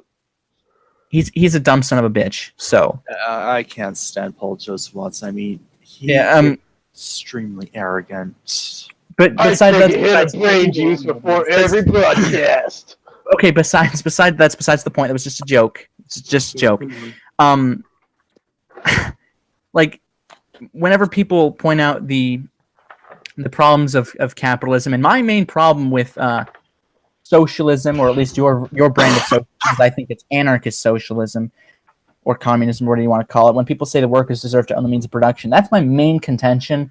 Everything else, I can say, okay, this is not entirely perfect, but I do believe that private ownership of the means of production, private property rights, the right to discriminate, or in other words, a business owner's right to refuse service to somebody, I think is absolutely justified.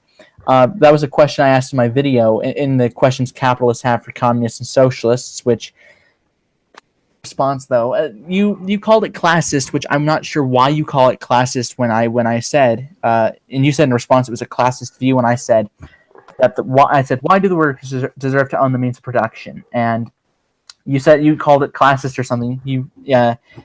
Can you explain why you called it classist? That I think it was either that or the I think it was I think it was that, and then I mentioned that the workers, and I said, might not understand the regulations. They might not, and there's thousands of pages. You might break a few laws every day trying to follow all those regulations. Do you want me to respond to that? Shall I respond to the because there's lots of stuff that people have said which I want to respond to. Shall I respond to that and then the rest, or just? I also have a question for Owen after you guys are done. It kind of plays into what S-Man was asking. Okay. So when people say workers should own the means of production, they don't mean every worker should be filling off paperwork forms and be responsible for every single thing. What they mean is those who do the work, those who do labor, should own the produce and the fruits of their own labor. So you'd still have a person who could manage the paperwork, and still have people who could, to make sure people were working well, but they aren't able to then exploit and profit off the people working around them, as we see under capitalist ideas and the capitalist system. When what I said was classist was the fact that you were saying workers might not be able to understand it, as though people who were in fields, or I say fields, people who were in areas, doing stuff, wouldn't be able to comprehend what was going on around them. People have intelligence. People aren't like impotent. They understand what they're doing. Could you start over? I actually missed that. I had a. That's why I muted myself. I hate to ask you to start over, but could you repeat yourself again on the point that the question I had asked?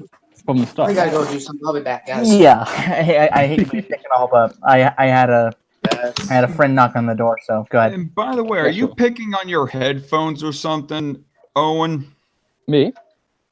Yeah, because there's this constant popping noise, and I noticed that happened a lot during my debate with you as well. Sounded like a styrofoam. Is it this? Yeah. Sorry, that's my pen. It's I've been loving it. Top bit a lot. Like not quite that, but whatever.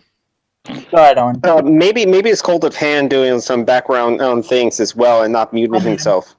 No, I heard the same exact sound when I was debating Owen, but sounded like whatever. Styrofoam cup was getting. It sounded like a styrofoam cup was getting stabbed to death. Go ahead. Anyway, what was I saying? Yeah, when we say sorry, what the hell? Go ahead. Just go ahead. I think Lovely Wolf just muted himself. Okay. Go ahead, anyway, when we say workers should own the means of production, what we mean is that workers, those who do labor, those who put time in, should own their own produce. The workers, meaning the collective, everyone in society basically, and thus they should own their own produce. They should be able to control and benefit from the labor they've done.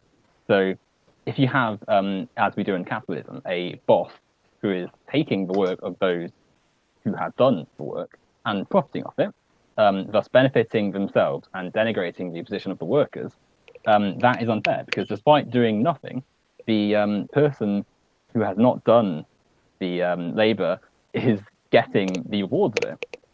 And you can say, as was said earlier, that the boss, they put the money in to make the work possible, but then that's a circular argument, because without the boss's money to start the company or build the factory came from said labor exploitation in the first place. To move on to, you said, there should be private property. Again, property or land has no true owners. It's there, and then someone puts a stake in it and says, yeah, it should be mine. And it should be easy to see where this is bad, because there's no need for land to be portioned off by an individual. And lots of people, when they hear this, they think, "Oh, you want to take away our houses, and you want to make us all live in like little 2x2 square block flats." And that's simply that's really not true. The only people who'd be losing out from worker ownership of the means of production would be if you're say a trillionaire or a billionaire and you own an island or a massive amount of land, because it's ridiculous for one person or a corporation to have that stupendous size portion of land. If you have a house, you're going to be fine. In fact, you'll be better off, because you're no longer having to pay rent to your horrible landlord who's got the land illegitimately. But you're being I have no problem paying my rent. Zach, just let him finish. Well, yeah. That's not an actual argument, is it? I've got no problem paying my rent, but you shouldn't have to, should you? Why should someone just own land and you have to, make your, you have to pay him or pay them? Because you're living on his land. But why is it their land? Exactly. Because they bought it. Because they own it. They bought it. Who did they buy it from? Okay, I'm just going to respond to this. So, Ham, try not to be too much of a hothead. So, essentially, I'm going to start off with the means of production, and then after that, I want to talk to Owen about right to discriminate, because he seems to not agree. He seems to agree with Ham on this, which is not surprising. Okay, so before you start, I may have to go soon, because actually, I'm actually going to in the UK. Yeah, I'm going to wrap this up. So just type in the side chat when you're going to go. So because I don't plan on going on too much longer. So, going back to what you said about the that they should own their own labor. Well, the person who's the boss, if an employee messes up, whose neck is first on the chopping block? The boss, because their employee messed up, and really, like people will complain to the manager, and the manager will feel like an ass about it because their employee was too incompetent to do their job. And as to point out, like when I was in that video, I wasn't trying to like insult the intelligence of like the workers. I wasn't trying to say that corpse-esque language or use what JJ did in the video when he called people retarded. I'm not trying to be like that, but I wasn't saying that the employees are like mentally incompetent and they can't like actually think for themselves. It's just they were hired to do the job, is to produce whatever they're producing, like whether it's a sandwich or whether it's it has on his face, it's like that's the one job they have to do. Like that's all they're being asked to do. They're not asked to run the business. Like they have one job and that's it. And essentially, the boss does carry the responsibility of paying the taxes, all these things. Like the bosses and the CEOs, they're not totally worthless. They're not absolutely useless people. I mean, I would. If I were in charge of a company, if a CEO, let's take Dunkin' Donuts for instance, if I were in charge, and this is not like the United States Congress, so I'd have a little more leeway with my company, I would absolutely strike. I would cut the CEO's pay, as it would seem excessive to earn a couple $1,000s an hour, right? And overall, it's like the workers, I think, are not entitled to the means of production. And coming back to what you said about private land and private property, essentially, I will point out to everybody that when it comes to private land, saying it's not legitimately owned. I hate to bring this up, but when you buy a piece of land, it's legitimately owned. I would also point out to you, Owen, that simply put, when it comes to private land, it's something you'd constantly bring up about how in the past someone may have stolen it. There's a statute of limitations on everything, my friend. I understand you say, well, that's convenient, but it's true though. We have statutes of limitations on things like, I don't know, burglary, kidnapping, rape. We have statutes of limitations on a lot of things. And also coming back, actually, I think I've gone on long enough. You go ahead in response to that. Okay, so like you said, there's a slight echo. Someone's mic's a bit loud. I've turned down everyone's volume just because like the JJ had a lot of background noise, so it's probably Geek is muted. So okay, yeah, I have headphones in, so there's no echo coming from me, and there's none coming from me. So anyway, just persevere, my friend. Go ahead. Okay. Like I said to Zack a second ago, I think. Was it Zack? Or was it? No, I think I said to you, actually. The boss's money, in the first place, it comes from the exploitation and the profiting of other people's labor that I mentioned a second ago. Like, if they're wealthy enough to buy a factory or to have this massive piece of land, their wealth has obviously come from the exploitation of labor.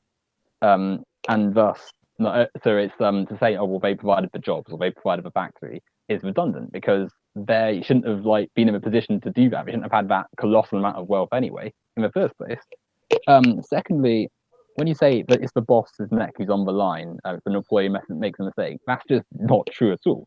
Anyone who can tell you, like working in a fast food restaurant, for instance, if someone puts like a poorly made together burger, it's them who's going to get the flack for it. If someone is late a few too many times, they'll be the one that gets fired. The boss isn't going to care. And yeah, you can complain to the manager, but the manager has the power over their worker. So the worker's going to lose their job or not be in a favorable position. And then you said, I would cut CEOs' wages and you would make it so that people had a fairer wage. And yeah, that's great. But your shareholders and people around you are going to realize your company is now no longer making the profit it once was, because they haven't maximized their profits off their labor. They're not making the most profit out of their commodity, in this case being labor. So you're not going to be the CEO because they're not going to want a policymaker who's not making as much profit as someone else. It's the same sort of situation as with the government. because you know. I want to ask you a question. Hang on, I need to address this point because it just came back to me when you pointed out with private land and someone doesn't need to own it. Something going back to what you said on that. There is absolutely no, because you say communism and socialism is a stateless society, which I'm just going to say that's inherently untrue, considering that in order to revoke that private land, in order to take it away. So if I owned a huge piece of farmland and I was not harming anybody by owning that land, and you say, all right, guys, we're going to overthrow this guy. We're going to topple him like Bush did to Saddam Hussein. We're going to remove him. You are no different from a government.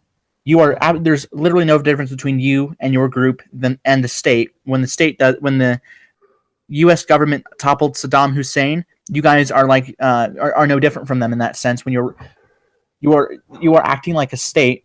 So how are you enforcing this massive piece of land then? Like what? If you've got... How would one enforce it? Yeah, well, how do you state your claim over the land? Well, simply put, when it comes to his own self-defense.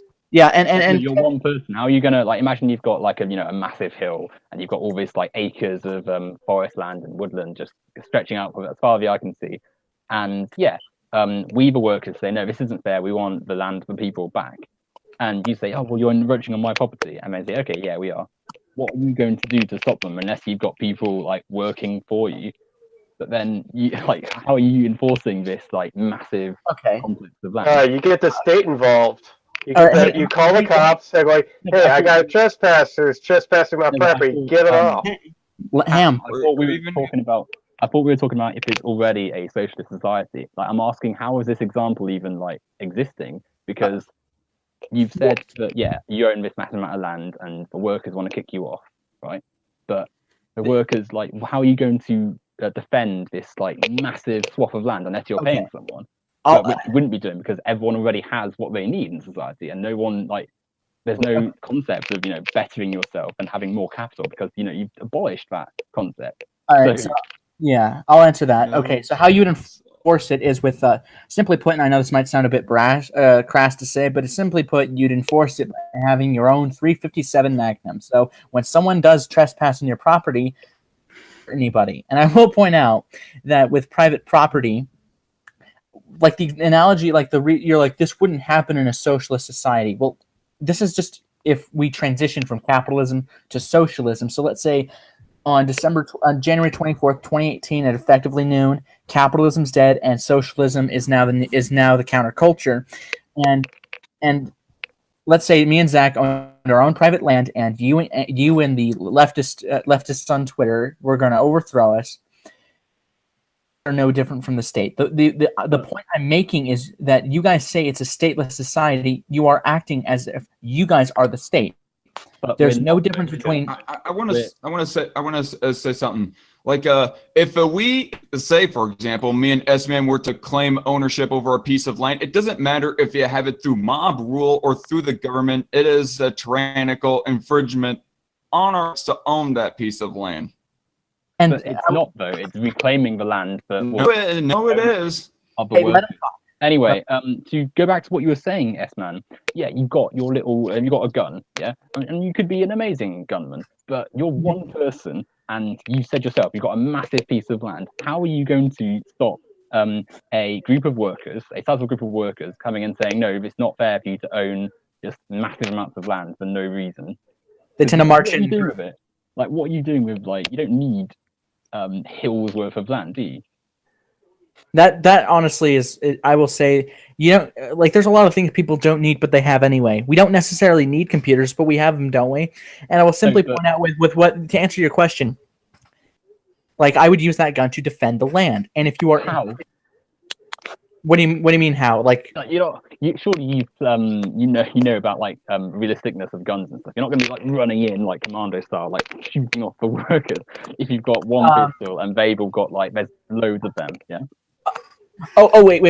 There's a question you asked me and I failed to answer beforehand. It was about if pure capitalism.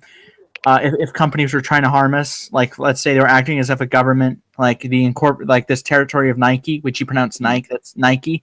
But semantics aside, we would be armed to the teeth. I'm not an ANCAP, by the way. I'm not humane, but we'd be armed to the teeth. And going back to what you said, what would I do with the gun?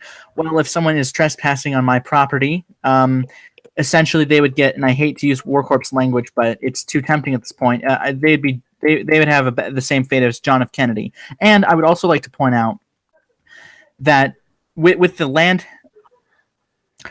like I'll say that it is legitimately owned because you purchased it. Like legally speaking, it is legitimate. And at what point? And it is true. You are acting like the state. The state, for instance, and I make the analogy when the United States toppled Saddam Hussein. You guys are like the United States and the UK when they toppled Saddam Hussein, except.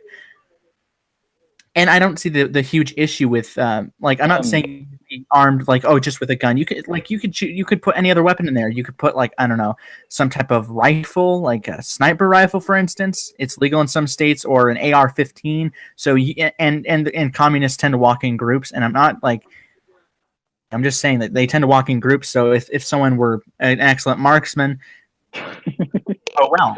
Yeah, say for example, S-Man that S-Man was going to gather a posse of gunmen, like I would join him, JJ, Baphomet, and whoever else. Humane Mind, get a whole group of people defending that piece of land. They all have a share over that piece of land, defending it from the mob of the socialists who want to take that piece of land. Yes. So the mob is defending another mob of just one person. But what if that mob that defended the land successfully wants to take over that one person who owns the land? Yeah. What about them? Why is the mob working for you, S-Man? We're in a post-capitalist society in this example. They have the choice to do so. You guys see why a stateless society is such a huge fucking problem? May I answer? You have. He got muted, so go ahead.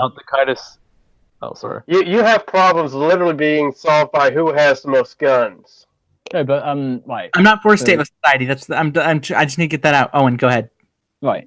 So, you said like a marksman, or if you and a few other people were doing it. But the whole point of this example was to say in a socialist society, this would happen, and thus socialism would have to have a state. Firstly.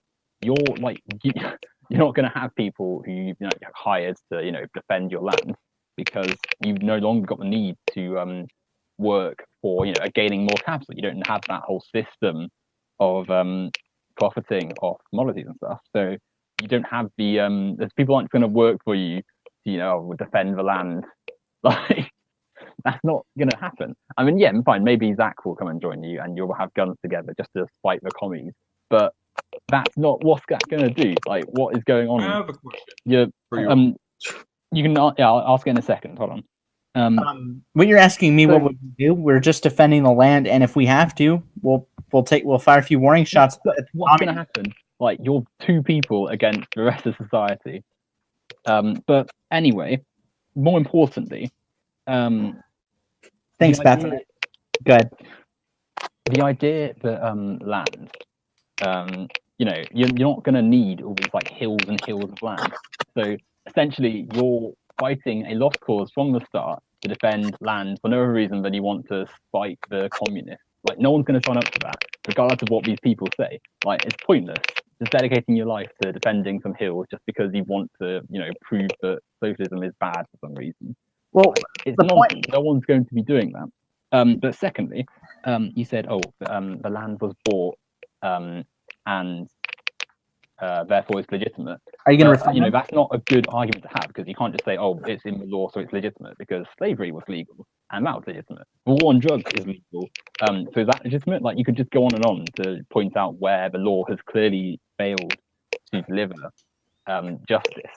All right, and just that's the thing. And then finally, you said, actually, two more things. You said, not what if it was Nike in a capitalist situation? Defending we'd be armed. But under capitalism, it's different because you have that system of selling commodities to make profit for yourself and selling stuff. So, for instance, selling your labor to make commodities. So you would have people who would gladly defend Nike's property, as they do, and as you see in factories in the third world and stuff, and in the first as well, because they've got that incentive of being paid to do it. they've got that, you will defend us, but we can defend you because you're being paid and stuff. Under a different system, there'd be no point just marching around for no reason, defending a hill just to spite some left-wingers. So no one would do it with you. And it's pointless. Like, what are you using this land for, just to spite people?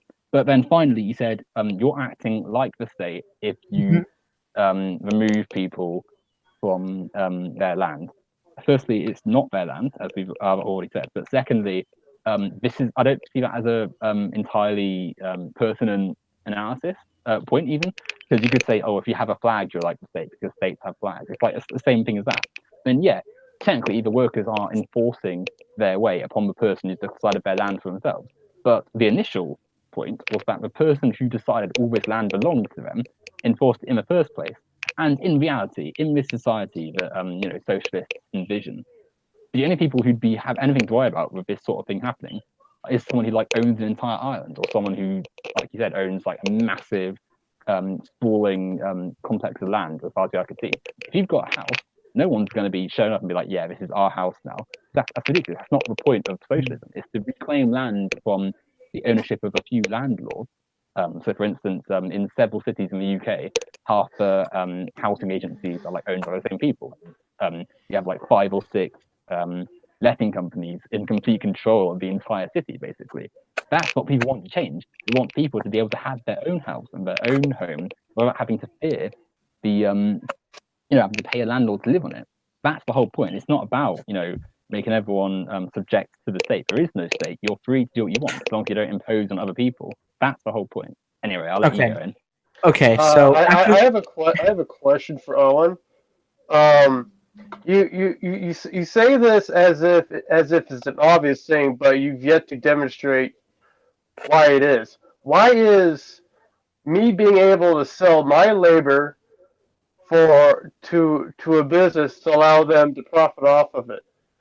It's mutually beneficial. I'm able to afford my house, my car, my electronics, and they're able to not only pay for all the costs but also make a profit and live off of that. Why is that a problem?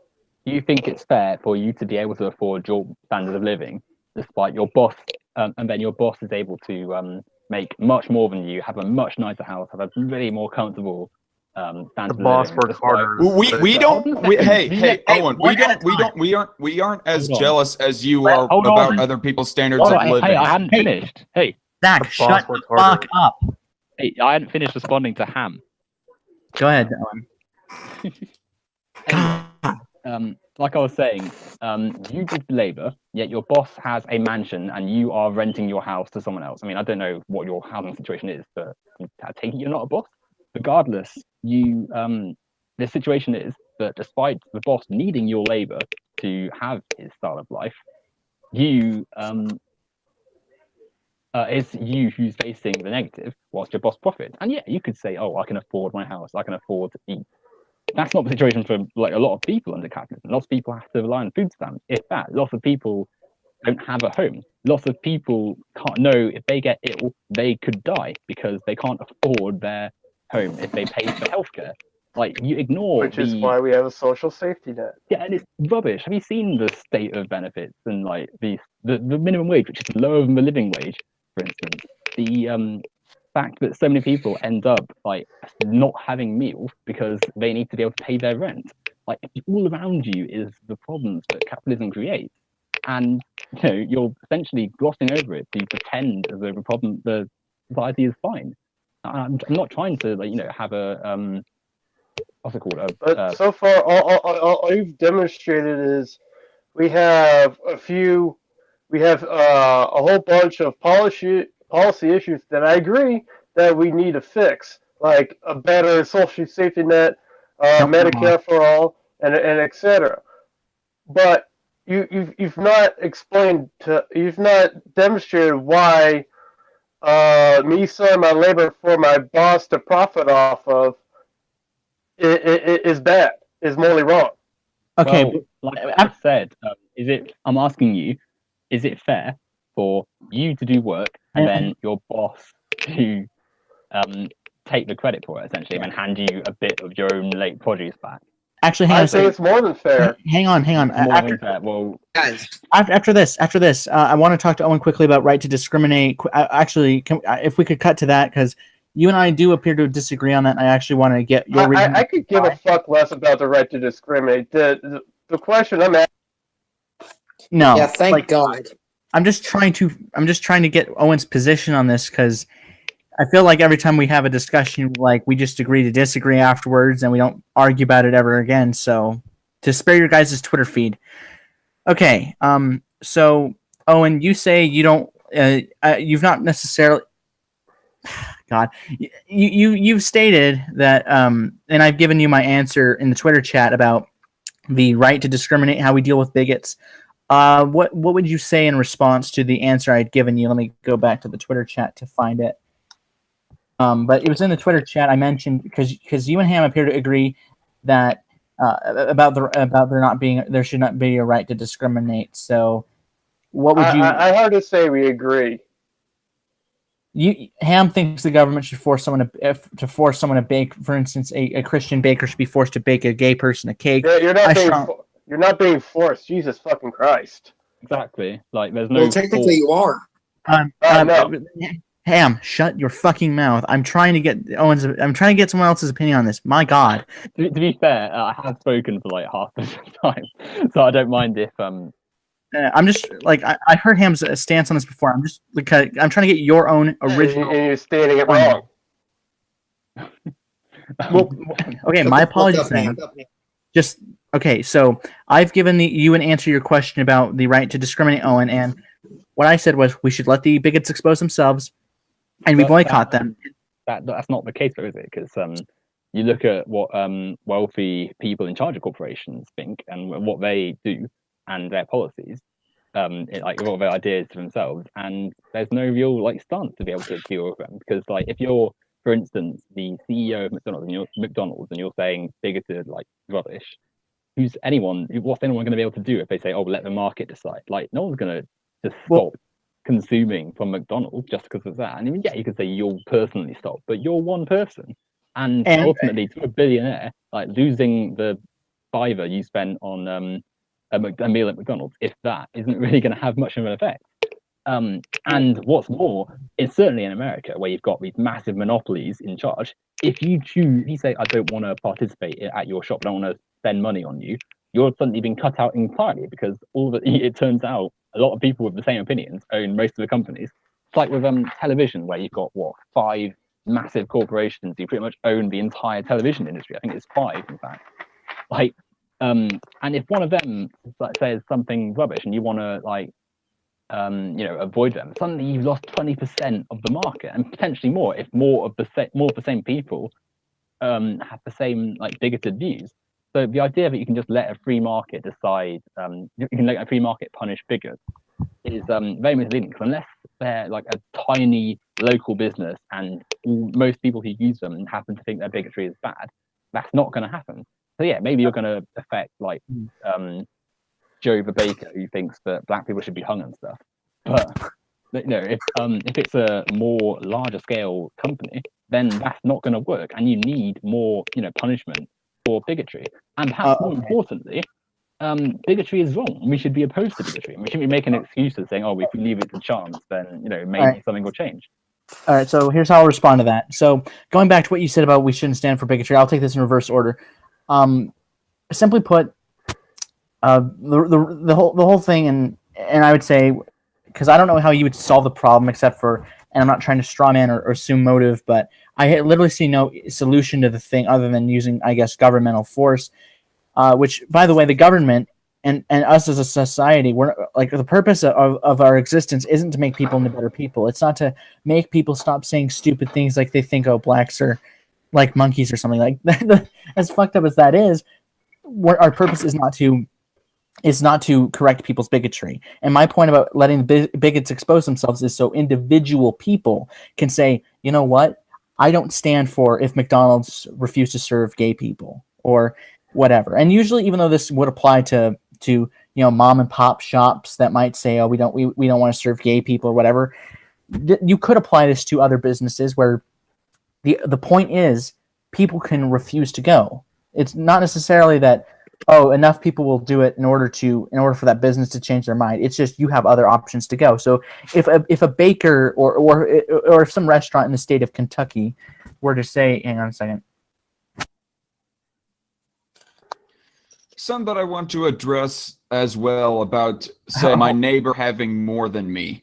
Like, Owen Macdonald keeps on pointing out unfair. Like, for example, Ham apparently has no problem with his boss having a bigger house than him or whatnot, as long as he himself can get along with in life as well. And then Owen responds, but is it fair? The thing is, Owen, people like us, we have absolutely no problem if our neighbor has a bigger house than us, has more food than us, has fancier clothing than us. That is not immoral if a person was to have more or have more higher quality goods than us. It's not immoral if, like, say my neighbor has like a lobster dinner, but I'm stuck with the simple cheeseburger. What is immoral is rape, murder, theft. Yeah. It is not immoral for people to be uneven in their standards of life. And to point out something to go back on what you said about theft is refuse. Like when people say, because I think Zach said that by saying no to someone, you're not stealing from them when it comes to like how bosses are about. I can't remember the full context, but Zach was making a point about that in another stream. But what I was saying is you have the other options. You have the options like if McDonald's or if some business in Kentucky said something extremely racist to you, you could say that business is garbage. I am going somewhere else, and you could, I don't know, find some worker-owned vegan far left restaurant, and your heart will be forever rewarded, I guess. And essentially, I honestly see no entitlement, because it does seem like a lot of people feel entitled when a business says no. When a business owner says, no, I will not serve you, they have every right to do so because they're the one who owns the property. And before you give me the land's illegitimate, that's not the point. The point is just simply you have the right to say no.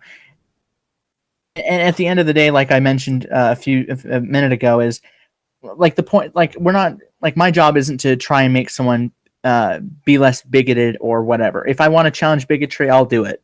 I've done it before and I have no problem with it, but that's not necessarily my job. And I'm not going to tell someone whose land I don't own how to run it unless the person's actually physically harming someone. So if Zach owned a piece of land and he was hitting JJ in the face with a football helmet, I would intervene and stop that from happening. And breaks the law and actually harms somebody, then I honestly couldn't care less what you do on your private property, as long as you're not physically harming somebody or threatening to harm somebody. Go ahead. After this, I think you said you wanted to go. So after this, I think we'll just, I guess we could set it up properly another time, but yeah, you go ahead.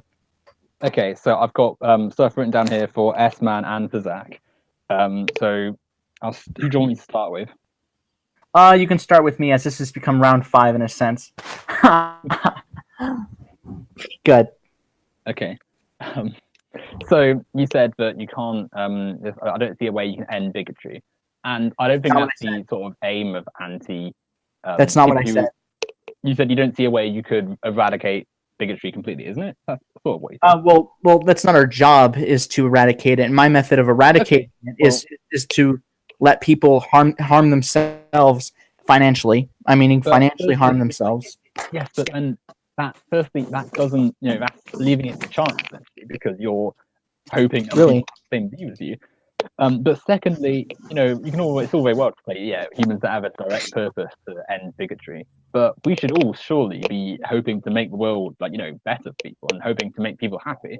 I don't think it's asking too much of people to sort of look out for your neighbor. And sort of be nice people, and subsequently we should be caring that individuals and entities in society are mistreating the people who aren't the same as them and stuff. And yeah, fine, no one's forcing you to do that, but you should hope people have the basic decency to oppose that. And that's sort of where people are coming from when they say, well, no, we don't stand for businesses saying, no, we're not serving gay people. Secondly, again, you said, oh, just take your business elsewhere if they're bigoted. Well, like I said, again, it's all very well if it's like Papa Bob in some deep south like Republican hell. It's like, yeah, exactly. It's like it's alright if it's just like some tiny little business, but you know, if it's a larger thing, if it's someone who's not going to care whether one person is bigger than not, that doesn't work at all. And you talk about, it's their right to be a bigger. What about the person who has gone into a place, done nothing wrong, and then just been discriminated against just for, you know, being gay or being black or being whatever? I'll answer that. All right, I'll answer that right there. And I thought you wanted me to address Zach's point as well. Okay, I'll quickly answer that, and then you can go to Zach's point. What, like, they've done nothing wrong. What about their right? They have no right to someone else's to whatever they're going out to buy, unless the financial transaction was made. At that point, the property, whatever you're buying, it goes from the person you bought it from to you, and you should not have any legal right to that. You should not be legally entitled to someone else's property. But do you think that's flawed, though, isn't it? Because you're essentially saying that it's legally justified to be a bigot towards someone, but not to. Sure. That's flawed, isn't it? Well, so you care more about the well, then I guess we have a fundamental disagreement there, because it's disgraceful to the idea of someone being people are not obligated to be nice people. Yeah, okay. Being nice and discriminating against people. Yeah, But then you also said, it's in the law, and again, I will tell you, the law is not adequate, and just because it's in the law doesn't mean it's justice, and justice is not dependent on the law. The actions of slavery, that was legal, that was well in the law, and it took an amendment to the law to change it, and not even then, not even fully. But anyway, going to what you said, Zach, you said murder is immoral, rape is immoral, but inequality and poverty, those things are bad as well. Those things are negative parts of society, and if you are a person that sorry. Well, I'm not talking about poverty. I was mentioning examples like myself and Ham getting off well in life. If you want to talk about comparing a homeless person to a rich guy, that is a different animal. But we are comparing an average Joe who is getting by in life versus a rich guy. I just want to start off with that basis. Okay, well, a rich person shouldn't exist. They shouldn't be extremely wealthy because they've needed the exploitation of the labor to get themselves rich. And they don't need to, but it's not immoral. Sorry? Yeah, and it's not exploitative. They stole it. How is it exploitative? Because they stole the work of others to get them to where they are. It's like, imagine if you wrote an essay and then someone else took it and said, oh, this is mine because I paid you off for it, then got a degree off it and became like a billionaire. They're wealthy off your labor, yet without your essay, they wouldn't be where they are. It's the same thing. Without the work of every McDonald's worker, the person who's a billionaire because of McDonald's can't be a billionaire. Yet without the billionaire, the workers who did the work would have the produce and be able to have healthy, happy lives. And yeah, it's all very well, Ham, you saying, oh, well, I'm fine. I feel fine in my life. I don't care if my boss is a billionaire. Well, you live in a first world country. You're well off at the moment, and I don't know how wealthy you are, but times can change, and there may be a point where things aren't so comfortable for you. Certainly in my country, poverty is on the up because we're seeing capitalism begin to, as it always does, begin to start collapsing, begin to start economically not making that growth anymore, and so the wages of workers are stagnating as the cost of living goes up, which is obviously causing a lot of problems. And it needn't be a problem because the wealth that is owned by, the capitalist upper class is the value of the work that is done by laborers. And the final thing I wanted to say, Zach, is why do you keep referring to me as Owen Macdonald every time? It's so, it seems so strange. Like, you wouldn't imagine if, like, every time you spoke to someone, it's like, oh, hello, Zach Edwards. Like, every single time. Like, it's just so bizarre. I think it's a force. I want to make a response to what Owen said. You say that billionaire wouldn't be a billionaire because of the work of the laborers, but those laborers wouldn't have the income that they have if it weren't for that billionaire getting the capital, getting the ideas, getting the investment to go out on this business venture and risk, losing everything he owns. Do you not see how that's circular though? Like he wouldn't have had the wealth. It's not circular. It is circular. Because it starts. It starts with Owen, he's talking about the starting point of a business. He's talking about the starting point of a business, Owen. Calm down. Okay, stop muting me, yes, man. Guys, calm down. Shut your fucking mouth. I'm trying Hey, to. you shut the fuck up. I'm trying to have a conversation here, and you're trying to. I'm trying. Stop cutting people off. Okay. The only reason you're the one who's cutting people off. Right. Okay. Let's relax. Okay. Everyone. Whatever. Like. I think we should just head to a wrap up anyway, or else we're gonna argue all night and like put like 357s in up to our temple. So let's just let's just wrap it up. What I was saying. If you like, they wouldn't have been able to start a business in the first place without the labor that they exploited in the first place. If you pay someone less than what their labor's worth, you've exploited them, and it doesn't matter. You started a business. Well, if society was fairer, not exploitative, they wouldn't have been requiring selling their labor to the business owner in the first place. So again, it's a circular argument. And to say that, they need the billionaire is a complete sham, because if it was fair, then the billions that boss has would be distributed amongst the workers who actually works for it. So essentially, what should the boss earn? There shouldn't be a boss. If there's a manager who's like overseeing the shift, then they can, earn part of the wealth, but not not profiting off the laborers who did it. Because if there weren't any workers, what would the manager be managing? Even with McDonald's, like the CEO, like they don't do anything. It's not the CEO who's doing that paperwork. It's their team underneath them. You'd be surprised how little the average boss actually does compared to the people underneath them that they're profiting off. And that's just minor problems with our corporatist system. It's not minor at all, but it's the whole point. It's profiting off commodities is the whole problem, and that's integral to capitalism. You still haven't explained why, a business owner profiting off of a laborer's labor is a bad thing. Because it's taking someone else's work and getting the credit for it. It's not theft, though. But that worker agreed to do that. Yeah, but if the worker wants to earn more money, he can ask for a raise. And he won't get it. I mean, surely Yes, he will. Do you think you can just ask your boss for a raise and they just say yes? Well, they have the right to do that. I can't do that. I know for sure I can't do that. There's not enough money in the company to do that at my place.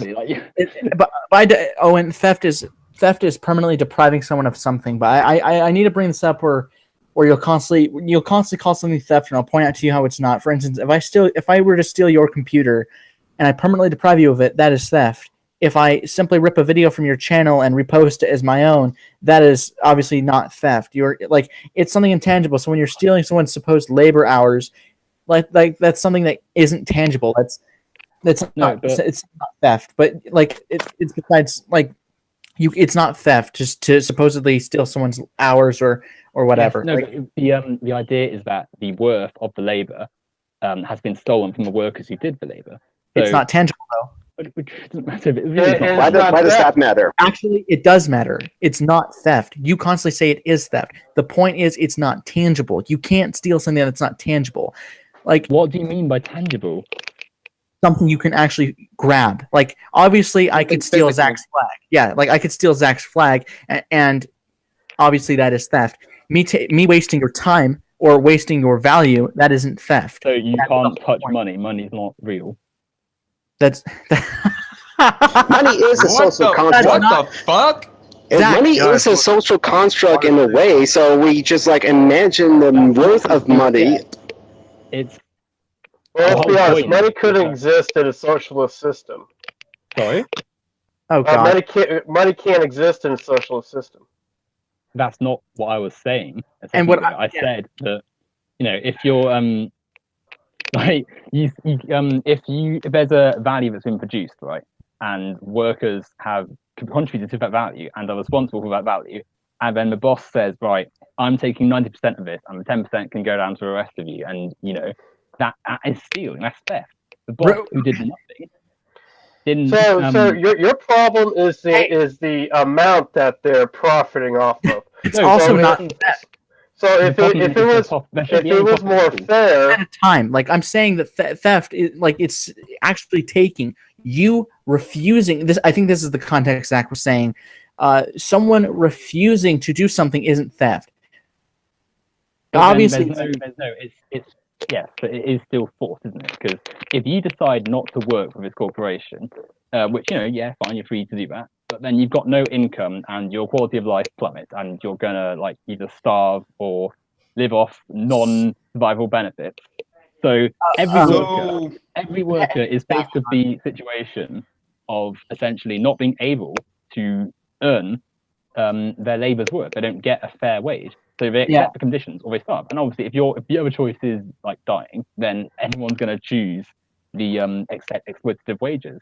And ask your boss for a raise. Your boss is never going to give you your labour's worth. They're never going to give you close to your labour's worth because then they can't make any profit, which is the whole problem. How do you determine the worth? That's not the problem. That's how the system can actually function. If the business owner cannot make a profit, they can't pay their bills. And Owen, I need to point this out really quickly. Is I'm totally fine with the option of starving or going to work. Like I have absolutely no problem with it because the choice to leave or die. To work or die, absolutely. We're against laziness. I grew up. Hang on a second. I grew up poor, right? I actually grew up poor, and it sucked. But it taught me that laziness isn't acceptable. So you can say, in my society they wouldn't work. Well, in my society, you can say, you know what, I'm not going to work. But in my society, you don't deserve support. If you want support, you have to show up. You have to go out and earn it. Like if JJ decides, you know what, fuck this, I'm not going to work. You're wasting my time. And you brought up in some of your videos where easily day off work and you get fired. If taking one day off from work is enough to get you fired, you are, as an employee, worthless. If you are more valuable as an employee, obviously you will not be fired. Like if I'm a waiter, right, and I don't go to work for one day and they fire me, anybody can be a waiter. It is not the most difficult job in the world. If I'm like a mechanic or something that's actually valuable, then obviously, or something valuable, then I'm more. Then the likelihood of getting fired is significantly reduced. It's like if I have a degree in something useless, like I don't know, philosophy, that doesn't really get you any jobs out there in the real world. Gender studies, like shit like that, does not do anything. There are jobs that are the things they teach in school as well that are totally fucking useless. Sorry for the profanity, but like that where it's you get the idea I'm trying to get. And Lonely Wolf and you, I think, share the same view on education, but that's go ahead. Let's take this to like. Let's say if you're a person living on your own in the woods, there's no civilization around you. There is no option to just rely on someone else to to feed you. You have to work or you will die. But that's not realistic to society today, is it? Like you don't. There are people which is why most functional societies institute some sort of social safety net. But then that's not like fair, though, is it? Because those people who are on the social safety net, it also includes lots of workers, funnily enough, because minimum wage is actually below the living wage. Those people are contributing labour, yet not getting back what they put in. They work, their boss gets rich, they stay in the same poverty-ridden position. But you said a lot of stuff here, S-Man, and some of it's frankly pretty awful. People are worthless if they don't work. People who are lazy should starve. Like that's terrifying. Okay, like you think that I'm sorry, but I'm not trying to bring it. That's how the world works. Yeah, and I'm not. Just because that's the world work doesn't mean that's the world the way that world has to work. Guys. That's not the point. Well, we can make it more fair. Yeah, let's change that. Let's make a better world. Well, we do have an option for a better world. It's called a social safety net. It's called a mixed economy. How is that? We have those systems, and they work fantastically. But can you not see that the social security systems and benefit systems, they're being cut massively? Look in the UK, benefits and the social programs that are there to help the poor, they're being cut because capitalism is making less profit, like it always eventually will do, because you can't infinitely grow, and thus the cost and the negatives are being put onto the working class to sustain the wealth of the wealthy. Your system that you advocate for isn't sustainable because social democracy is still capitalist, and naturally it will always value profit over human life. And you were going back to what you were saying, S-Man. People, like, I don't know how I can get you to understand that everyone deserves, like, you know, a healthy life. You don't have to work, and you know that's another thing as well. There aren't even enough jobs.